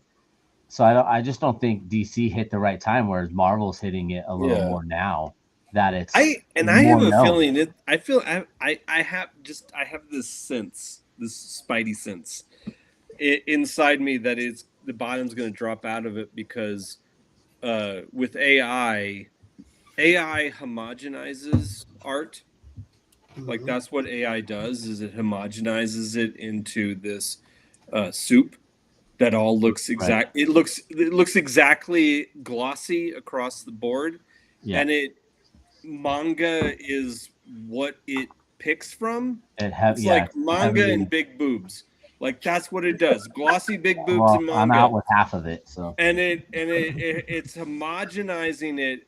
And AI has gotten to the point now where it is picking from itself, so it's incestuous now, and so it's redeveloping based on AI, and it's becoming so homogenized that I think it's going to die as quickly as it has surfaced. So I'm not exactly sure where I'm going with this point, other than to say Aaron lost his own train of thought. Yeah, but other than to say that I'm not. Aaron's like business ethics. Yeah, no, but other than to say I'm not exactly sure where that style goes from here. Yeah, in terms of keeping it fresh and interesting for new readers. What about you, Ben? Well, hold on, Sam. Let me ask that. No, go ahead. Ben, what are you thinking, Ben? I am thinking if we can remove art entirely, Dan, I'm wondering what you like. I'm looking around trying to spot any kind of indication of manga. Are you a manga reader? Yes, definitely. Oh, okay. God, is he? And so what would you identify hang as? On. Here, let me help you out. Way to go, Ben. Okay. Oh, that is a sweet ass spinner rack. Yeah. Don't encourage. I swear to God. Go ahead, Ben. So I'm curious, Dan, what would you identify as being the hallmarks of manga outside of that stylist? Just the art. Remove art. What is manga? Well, again, I think part of it is, and I think it's been said on the show, it's what you like. So for me specifically, when it comes to manga, a couple things for me. I live in the real world. I want to escape reality. I want to go somewhere and feel good about what I leave. So I don't like horror. I do like John Constantine, Hellblazer, Dead America. I do like that. But I don't typically like horror. I don't like shonen. I mean, there's some shonen I like, but I don't really like battle. I like shoujo manga. Like I like love stories. I like love. So to me, the things that I'm reading, the art is kind of like a bonus to me. But the things I like are like stories like Blue Box or like, I mean, I don't know. I'm reading all kinds of different stuff now, but like Sign of Affection, I feel like I like that a lot. Or, even stories where there's a little bit of mystery in there, like Apothecary Diaries, where it's not just love story, but there's that romantic undertone. So I like stories that there's like love and you feel good and people are fighting for each other. So I don't know. I mean, when you ask me what manga is, I don't know if I could answer that in a qualified way. But to me, what I look for when I read a manga is I want to come away and I want to feel good. Like I just want to feel positive, right? So you know what? Like gives me vibes of where DC tried to pivot and do something like that. I think of like Gotham Academy, you know, like yeah. But Ben, I'm curious. Why did you ask the question that way, Ben? I really want to know. Why did you ask the question that way? That was interesting.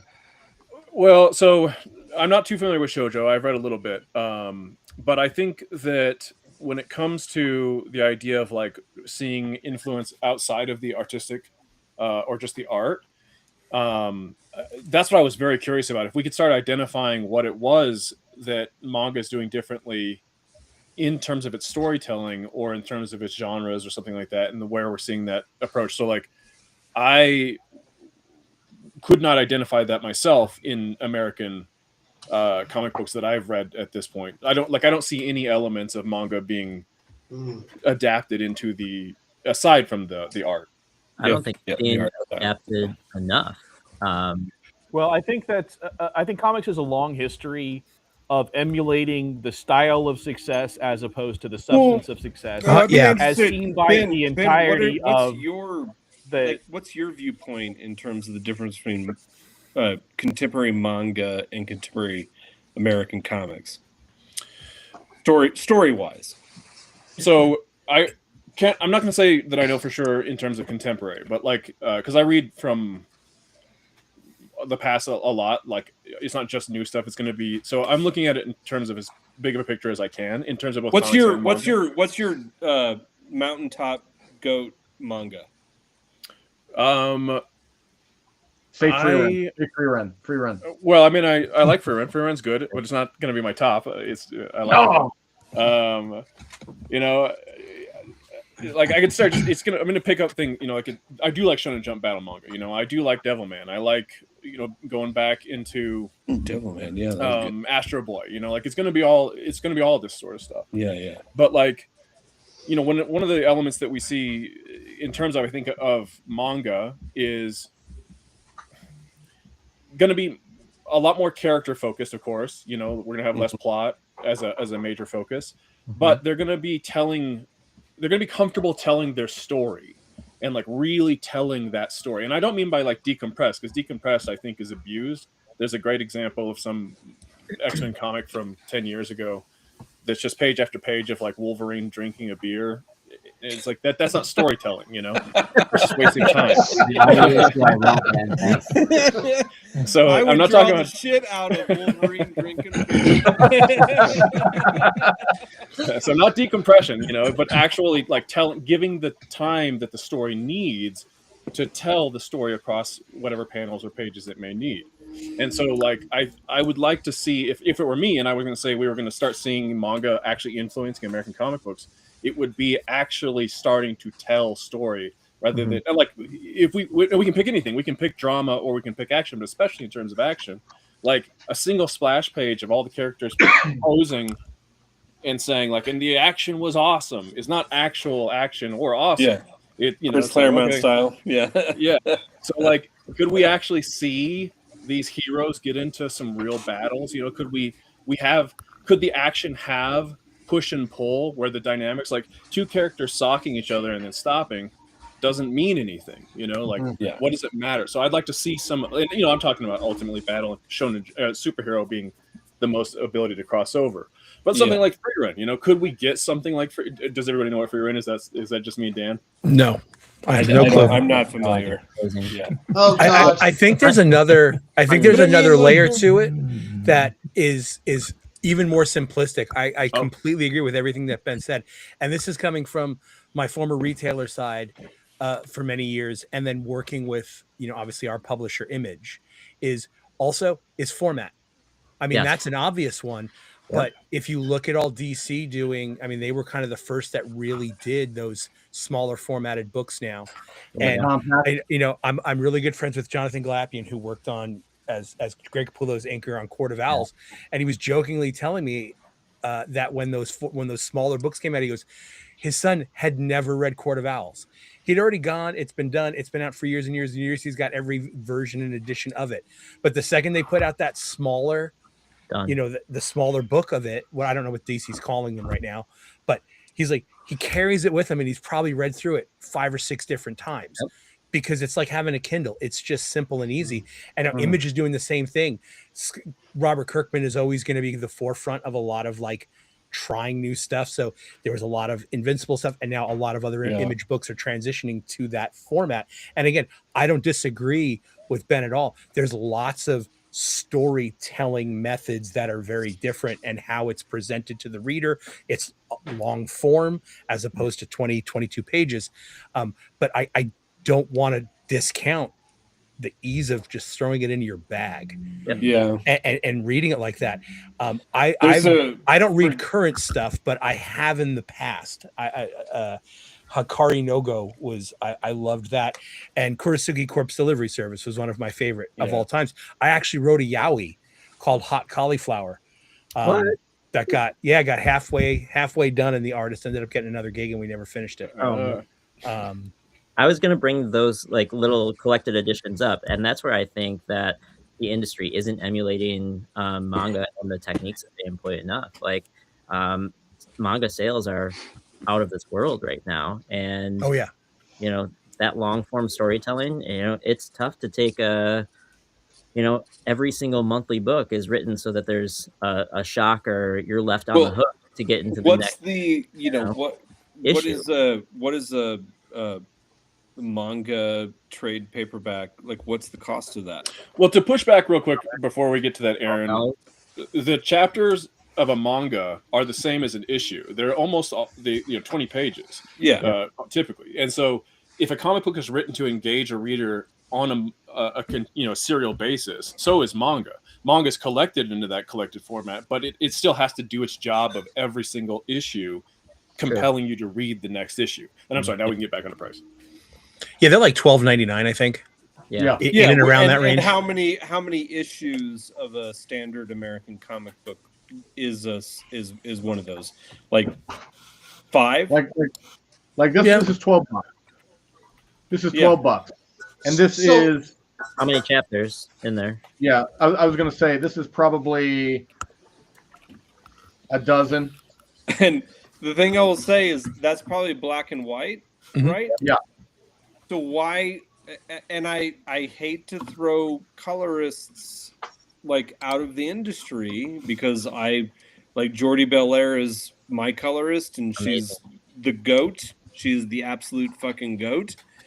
But what I will say is American comic book publishers think that you cannot publish a black and white comic book for some reason when all of these kids are reading nothing but black and white comics. I know.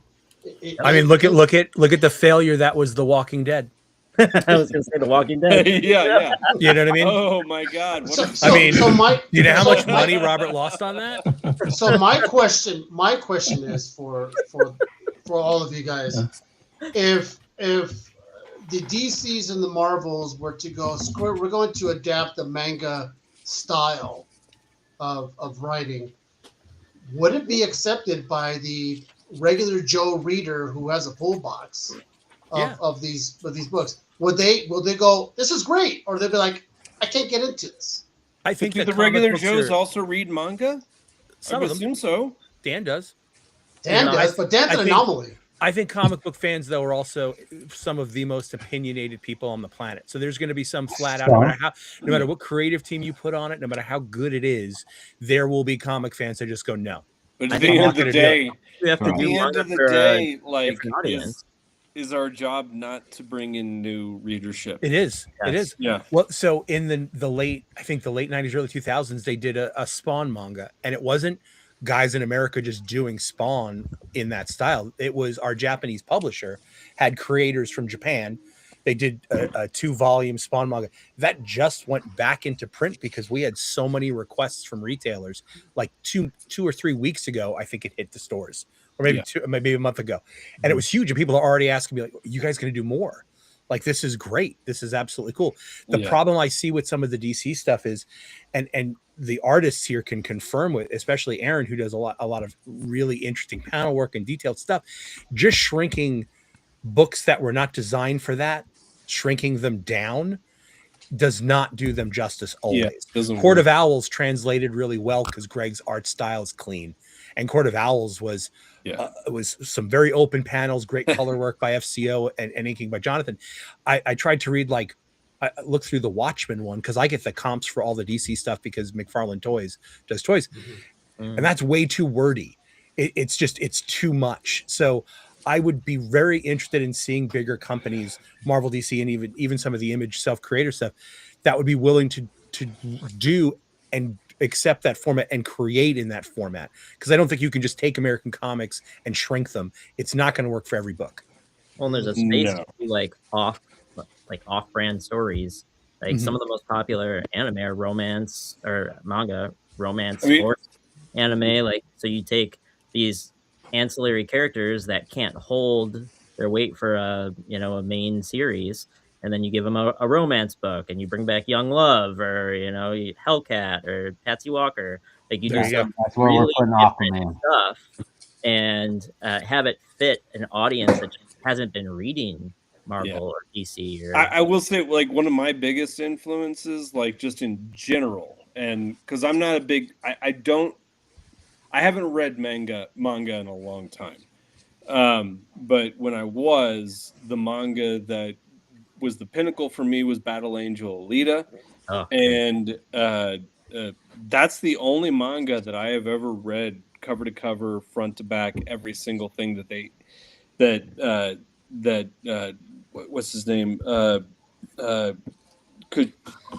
Kishiro ever did.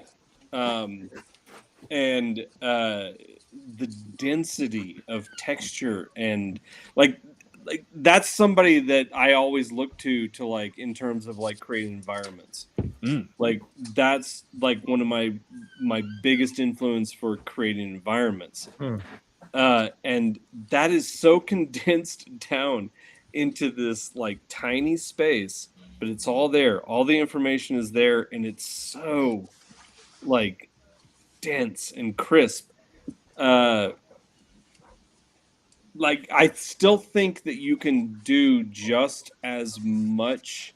You can create just as much density and compress it down to that size. It probably does require some rethinking in terms of format. So, Aaron, it's possible.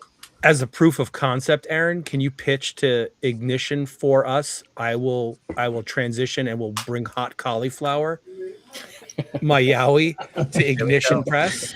Talk to Jeremy, and then this could be like, you can just, for the sake of your art, you can do it, and you figure this out, and we'll get this. The funny thing out of all this conversation is I still won't read it. That's my fair enough. But you could purchase the cover, because the cover that he does will be traditional. Oh yeah. See, I don't mind some cover. Speaking of covers, and in color as well too. It won't be black and white. Mark, can we add that panel? Can we add the panels that Aaron and I are announcing hot cauliflower? Yes. At the show. Yes. The first Ignition Yowie. Is, but I guess we're announcing. Yeah. Do you know what Yowie is, Aaron? No, I don't. Like this. Okay. Who better than me can explain to Aaron what Yowie is? Oh no! I think they're the best. No. Please do. Oh, so Yowie. So there's genres of manga, just like there's genres of comics, romance novels. What's shonen is like action, battle, fighting stuff. Yowie is the gay romance book. Oh, okay. Oh, yeah. Okay. Yeah. Is that why it's called Yowie? Well, anyways. So listen. So this is the thing. Caesar. No, I'm fine. I know what you're talking about. I said that. I know what you're talking about. I don't care. So this is the thing. We're getting to that point where everyone's going to promote their stuff, getting all that. But once again, if you want to see all these spaces and many more talent on Saturday and Sunday, Southwestern Comic and creative showcase con. Listen, it's a jam pack of just nothing but. Say it, Mark. Tell us the name. Yes. So this weekend, come to Albuquerque, Southwest Comic Book and Creator Showcase. If you're a Turtle fan, you've got a bunch of guys here that have done Turtle stuff. Andy Kuhn will be there. Alex Regal's done Turtle stuff. Raymond Gay's done Turtle stuff. Zach Howard's done Turtle stuff. We've got Spawn, so you've got a Spawn guy here. You've got Brett Booth will be there. We've got Raymond who's done Spawn. Aaron's done a cover. Yeah. There's just, there's a wide array. We have Rick Geary, 60 years old, heavy metal, done a bunch of, he still draws. He still does Kickstarters. So Chris Sheehan will be there if you're a Something Is Killing the Children fan. Trying to think of, it's Ariel Colon, who does covers for DC now, will be there. I have a brand new Something's Killing the Children cover out this month. So, well, trust me. We'll announce that as well, Aaron, at the show. Just like that was a secret. But I tell you what I do like about every single one of you guys, for someone who's on the outside looking in. I love the fact that Thomas, this is where we get back to Yowie. He's gonna be like, Aaron. Aaron, I like the fact, Aaron, that you did like some classic stuff. The Green Hornet, what's the Phantom? Not the Phantom. The Shadow. I love that.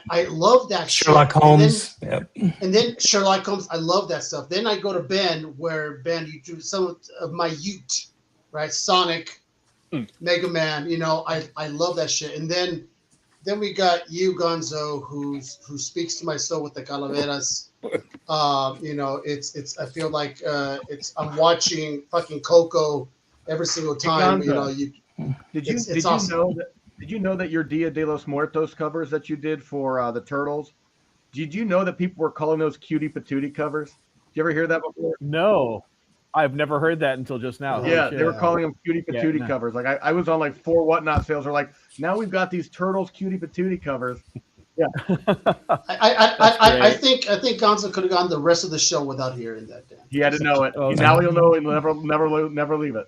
Well, I could have gone the whole show without hearing about Green Hornet or the Shadow. I like the Shadow and I like the Green Hornet. This is some cool stuff. It was fun working with Garth Ennis and Matt Wagner, but I always talk about that as like the long ago, the old days, the before time. Like to me, art is art in a sense, right? And when it's still cool, it's cool, right? And it could have been 30 years ago, it could have been yesterday. Cool art is cool art, and that's the cool thing about this community. And I'll say it once, and I always say it on this show. It's the largest, smallest community because everybody kind of knows everyone, and it's the weirdest thing. That's why you can never talk shit about anybody. Because you never know who are they connected to. Do you want to know the best analogy about the comic book industry? It's my analogy. This is the best analogy. The comic book community is a large high school. It's about 3,000 people. And unfortunately, our classes are spread out across the world. And every so often throughout the year, we have an assembly, and that's when we get to hang out. I like that. That's the comic book community. That's pretty much right. Yeah, because the funny thing is, you have the metalheads, who kind of smoke in the bathroom. Then you have the nerds who kind of Then you have the then you have your clicks. I mean, look at the clips. Every time there's a new kid, who the image guys and the jocks. Like you have the douche, the douchebags that no one, that you want. But anyways, so we're gonna go around. We're gonna go around the panel. We're gonna give you guys a chance to pinpoint your wares. Basically, yes, we know we're gonna see you this Saturday and Sunday at the con. But what are you cooking? What do you have out?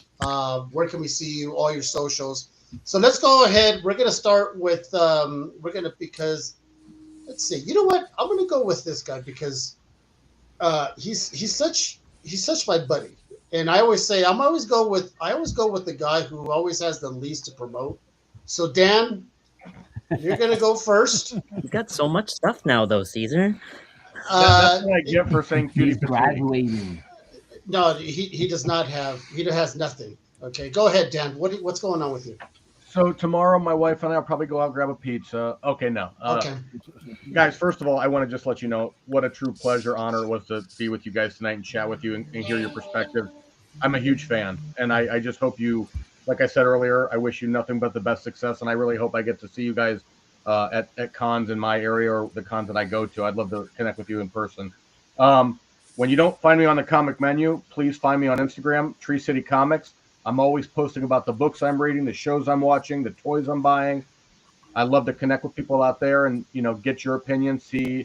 That's how I learn, what's the next thing I'm going to read or watch. So tomorrow's new comic book day. I'll be writing about the book that I'm reading. And so spoiler, if you don't want to have your book spoiled from your polls, don't read. But I'll be writing about those books I read. And then occasionally on Instagram, you'll find me as part of the comic menu. I'm sorry, the Comic Underground, which is an awesome group of individuals that promote positivity in the comic book community. And we host live sales. Occasionally I'm hosting those sales. So, Instagram's the place to find me, Tree City Comics. And I'd love to connect with you. All right. Thank you, Dan, for all that information. Let's go with you. Sam, what's going on with you? I got a lot going on. All right. So our cover for Absolute Batman number 19, we only have about 150 copies left by Gillen March. Absolutely terrifying version of Absolute Scarecrow. Huge key issue. You can find it at sequentialartcomics.com. We have, and we just announced this, we were fortunate enough to work with Matt Rosenberg to partner with Alexis Zirit. If Destruction Be Our Lot number 1. It just hit FOC, and we just launched this on our site for pre-order. So it's absolutely amazing. Take a look at it. And then we do have some work that we've done with Jay Gonzo still available at the website. What? Oh, you still have those? We still do, yeah. We have some. Shit, are you going to be at the show on... I'm not, sadly. I mean... I don't have any. I'm gone. They're out. I didn't realize we could send you some. We got it. Yeah, let's talk about that. But for sure... And we got our shredder still, which... kicked it off between us. So holy shit. I know people have been asking me about those. I thought they were all gone, but okay, we'll talk about it. We got you. And the last thing I have going on this Saturday, I will have on Whatnot a whole Invincible run. Number 1 through 144, all at $1 starts. So follow me at Comic Sam on Saturday. It should be fun. Real quick, was that a Scarecrow cover? Was that a retailer incentive? No, it's a retailer exclusive. That's our exclusive. That's what I meant. Sorry. Yes, sir. So you're going to have those there? No, I won't be there. I'm in Buffalo. Ah. So Caesar said you could see everyone there, but no, I'm here. But if you, Aaron, if you want one, we could talk. Yeah, man. Look Aaron up. Come on, man. Yeah, I'd love to get one of those. Yeah, when I say everyone, it's everyone but Sam and Ryan and Dan. They're not part of the cool kids, man. I don't count. They're not going to have a beer on Saturday night after. I mean, they're not cool. Let's be honest. Except for Ryan. But they better plan to come next year, right? You were supposed to come to Kansas City to meet us. Ryan is cool. The rest of you guys, not so much. Okay, let's go with you, Aaron. What do you got going on? Well, my new book with Tim Stilley and I is out. Just came out last Wednesday, and it is a runaway hit, as far as we can tell. Everyone loves a jewel thief. Tim and I are co-writing it. I'm drawing it. Jordy Belair is coloring it, and World is lettering it. It is awesome. It's kind of everything I ever wanted to write as a comic book.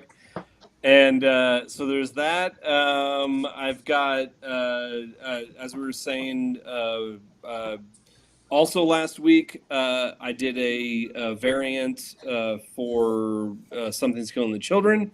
that's out. And what else? Oh, upcoming this year is my Vertigo book with Cy Spurrier, A Walking Shadow, which I am getting ready to start on as we speak. I'm finishing up the last issue of Everyone Loves a Jewel Thief and starting on that. If you're into puppets, I'm doing puppetry for that. That's a whole other conversation. And yeah, I've also got covers. I've got more covers coming up for DC. I've also got through Steve Orlando's Kickstarter company, Gungnir. I just did 2 covers for a release they're doing for Frankenstein and Dracula. They're doing special releases of the prose books, so look for those.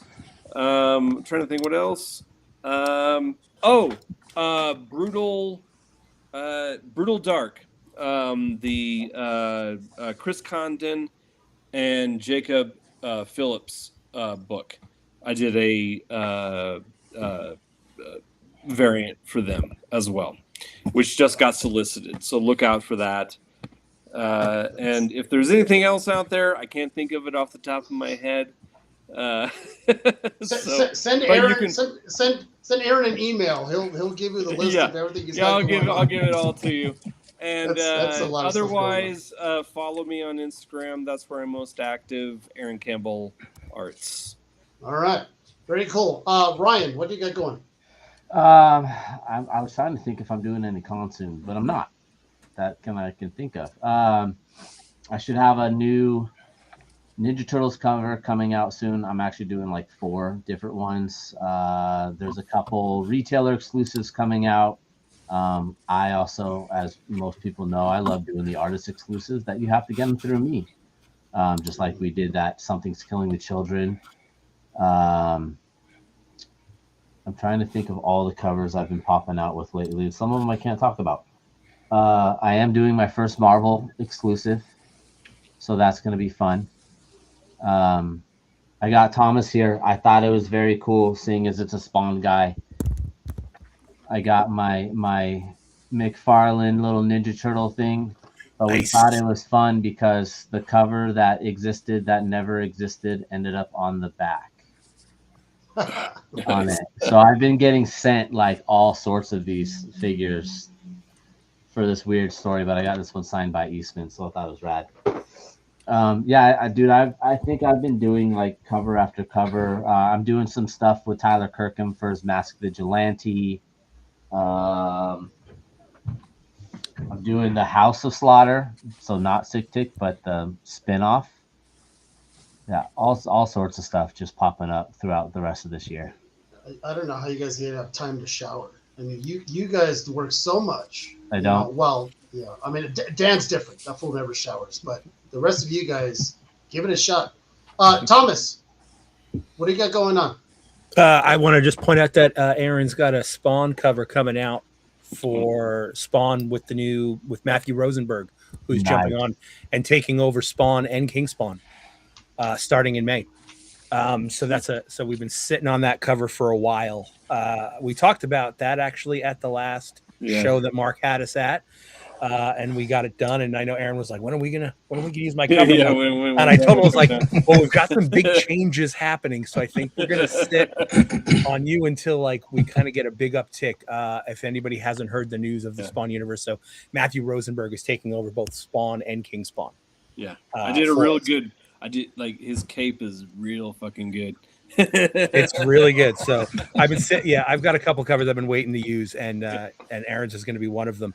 A part of that big change is Todd is stepping away from writing The Scorched, which is our team book, and I am taking over as the new ongoing writer of The Scorched. So my first issue of my new book is going to be on issue 51, which will be out in May as well. And I'm wrapping up the last arc of Sam and Twitch case files right now, which will be ending in issue 25. with the Phantoms of the Past storyline, which I've been working on with artist Von Randall for quite a while now. So we'll be wrapping that up. Sam and Twitch are not going away, but we're probably going to transition that book. I've always been a fan of the Hellboy model, which is, hey, here's just a completed story, and it doesn't have volume 1, 2, 3, 4 on the spine. So you can just pick up any one of those and read it. And I feel for Sam and Twitch case files, all the cases are pretty much their own thing. So we're still going to have those Sam and Twitch books by different creative teams, but we'll probably just have them as standalone miniseries going forward. So there's still plenty of that going up. And we're talking right now. I know Nat is excited, but we will probably be having an announcement for the second Black Ritual Book of Nick series starting up later this year, which we're really, really excited about that because that's a character that I particularly have a fondness for. So, and that's it for me. I'm on social media, pretty much Thomas Healy everywhere, but much like Aaron, Instagram is where I hang out the most. All right. Yo, Thomas, we need to convince Todd to do some artist exclusives. Yeah, that's been a tough sell for him for a real long time. He's always kind of just been a little against it. But we have had some conversations about it. So perhaps an announcement at San Diego Comic-Con might excite you. All right. Oh, look at that. Yeah. Stay tuned. All right, Ben, what do you got going? Going to be at the show, obviously, this weekend. And in regards to, I have been lucky to jump back into Turtles as well. And I am currently working on a couple of pages for issue 300, which is fun. It's a revisit of, like, I just did an issue I did the issue 5 of the Battle Nexus miniseries. And the story that I get to work on is an immediate continuation. So, like, I thought I just finished that story, and then they added a little bit more. So it's fun to come back and do more story of a thing you thought you were done with. It sounds like my first marriage. So you could think no one watches this damn show. Gonzo, yo, what's going on, mi amigo? I'm going to be at the show this weekend on the 25th. I will be doing a show in Chandler, Nomad Comic Show, where I'm doing the. Let me see if we got this. Battle Beast. I don't know if we can see this cover I did. Sorry, my lighting's terrible. Yeah, Battle Beast exclusive. I've got a ton more covers coming out. If you like my Calaveras, hey, you're in luck. There's going to be like 20 more of them in the next year. Follow me on social media, J Gonzo Art, the letter J, Gonzo Art, all one word. I'm really good about letting people know when stuff's coming out. Most of my stuff will have some kind of pre-order or orderability at the beginning.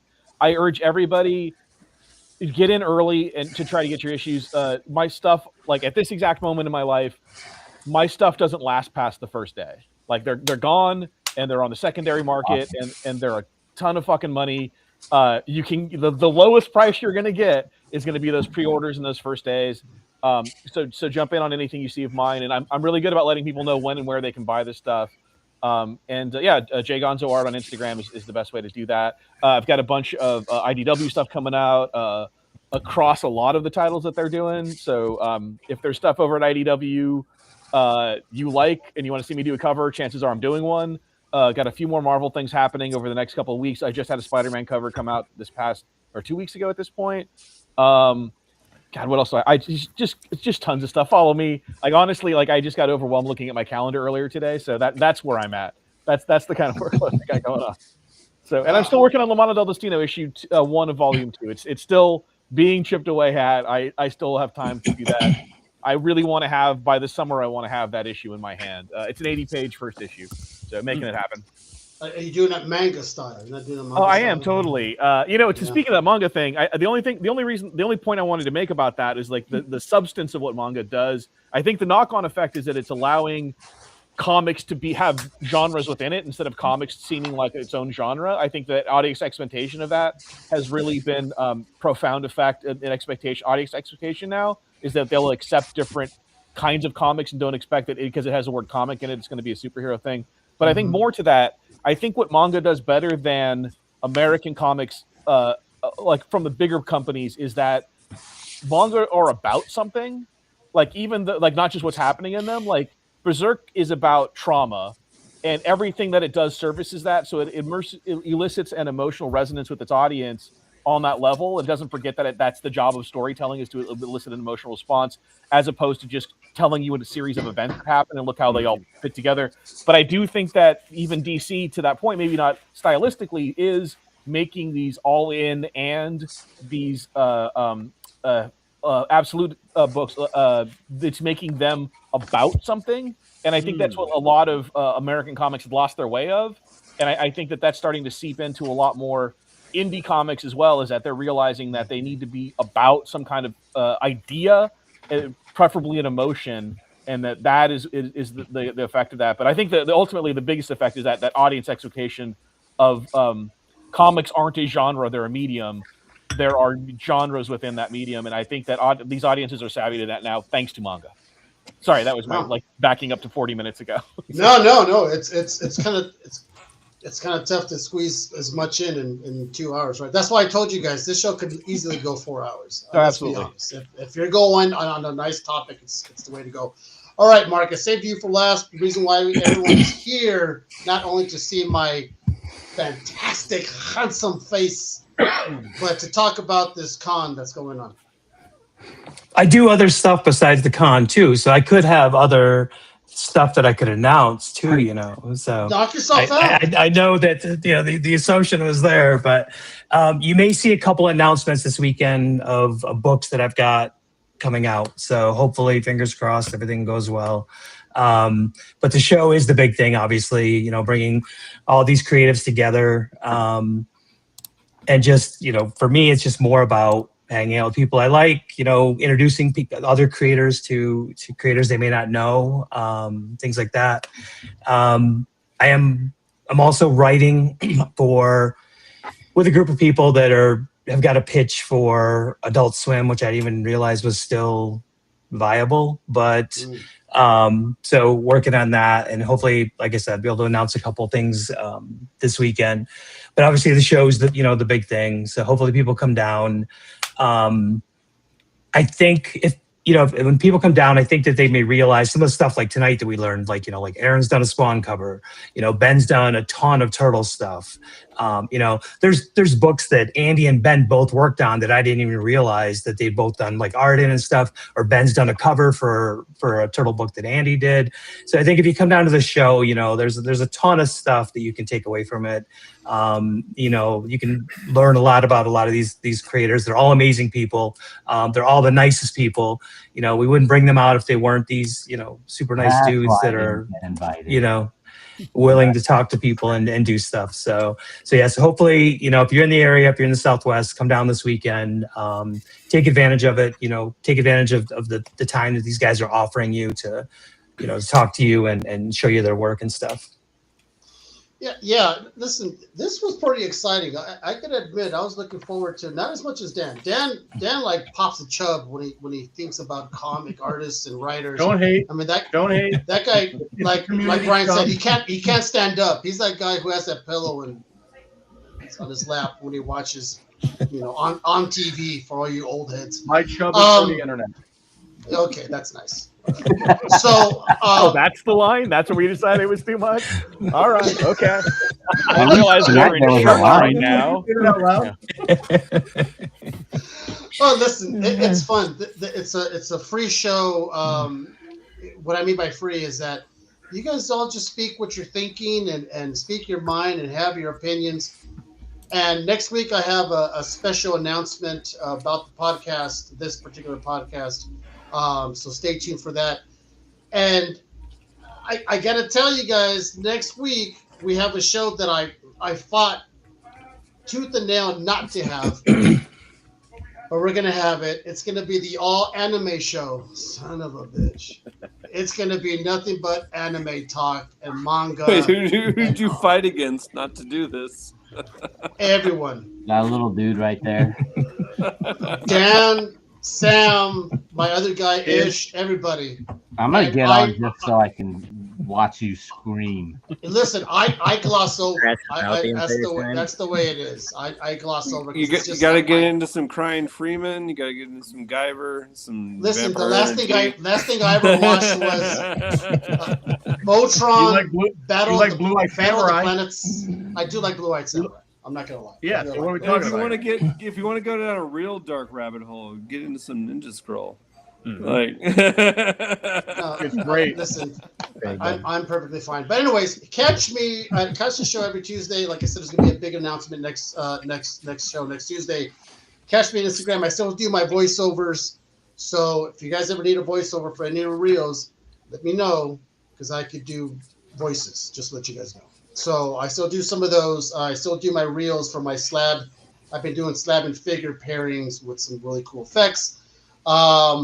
That's it, everybody. Let's have a good time. You gentlemen, please don't take off real quick. Stay behind in the green room so we can talk for a few minutes. As I always say, see you next week, and don't be a douche. All right? Just saying. That's all I'm saying.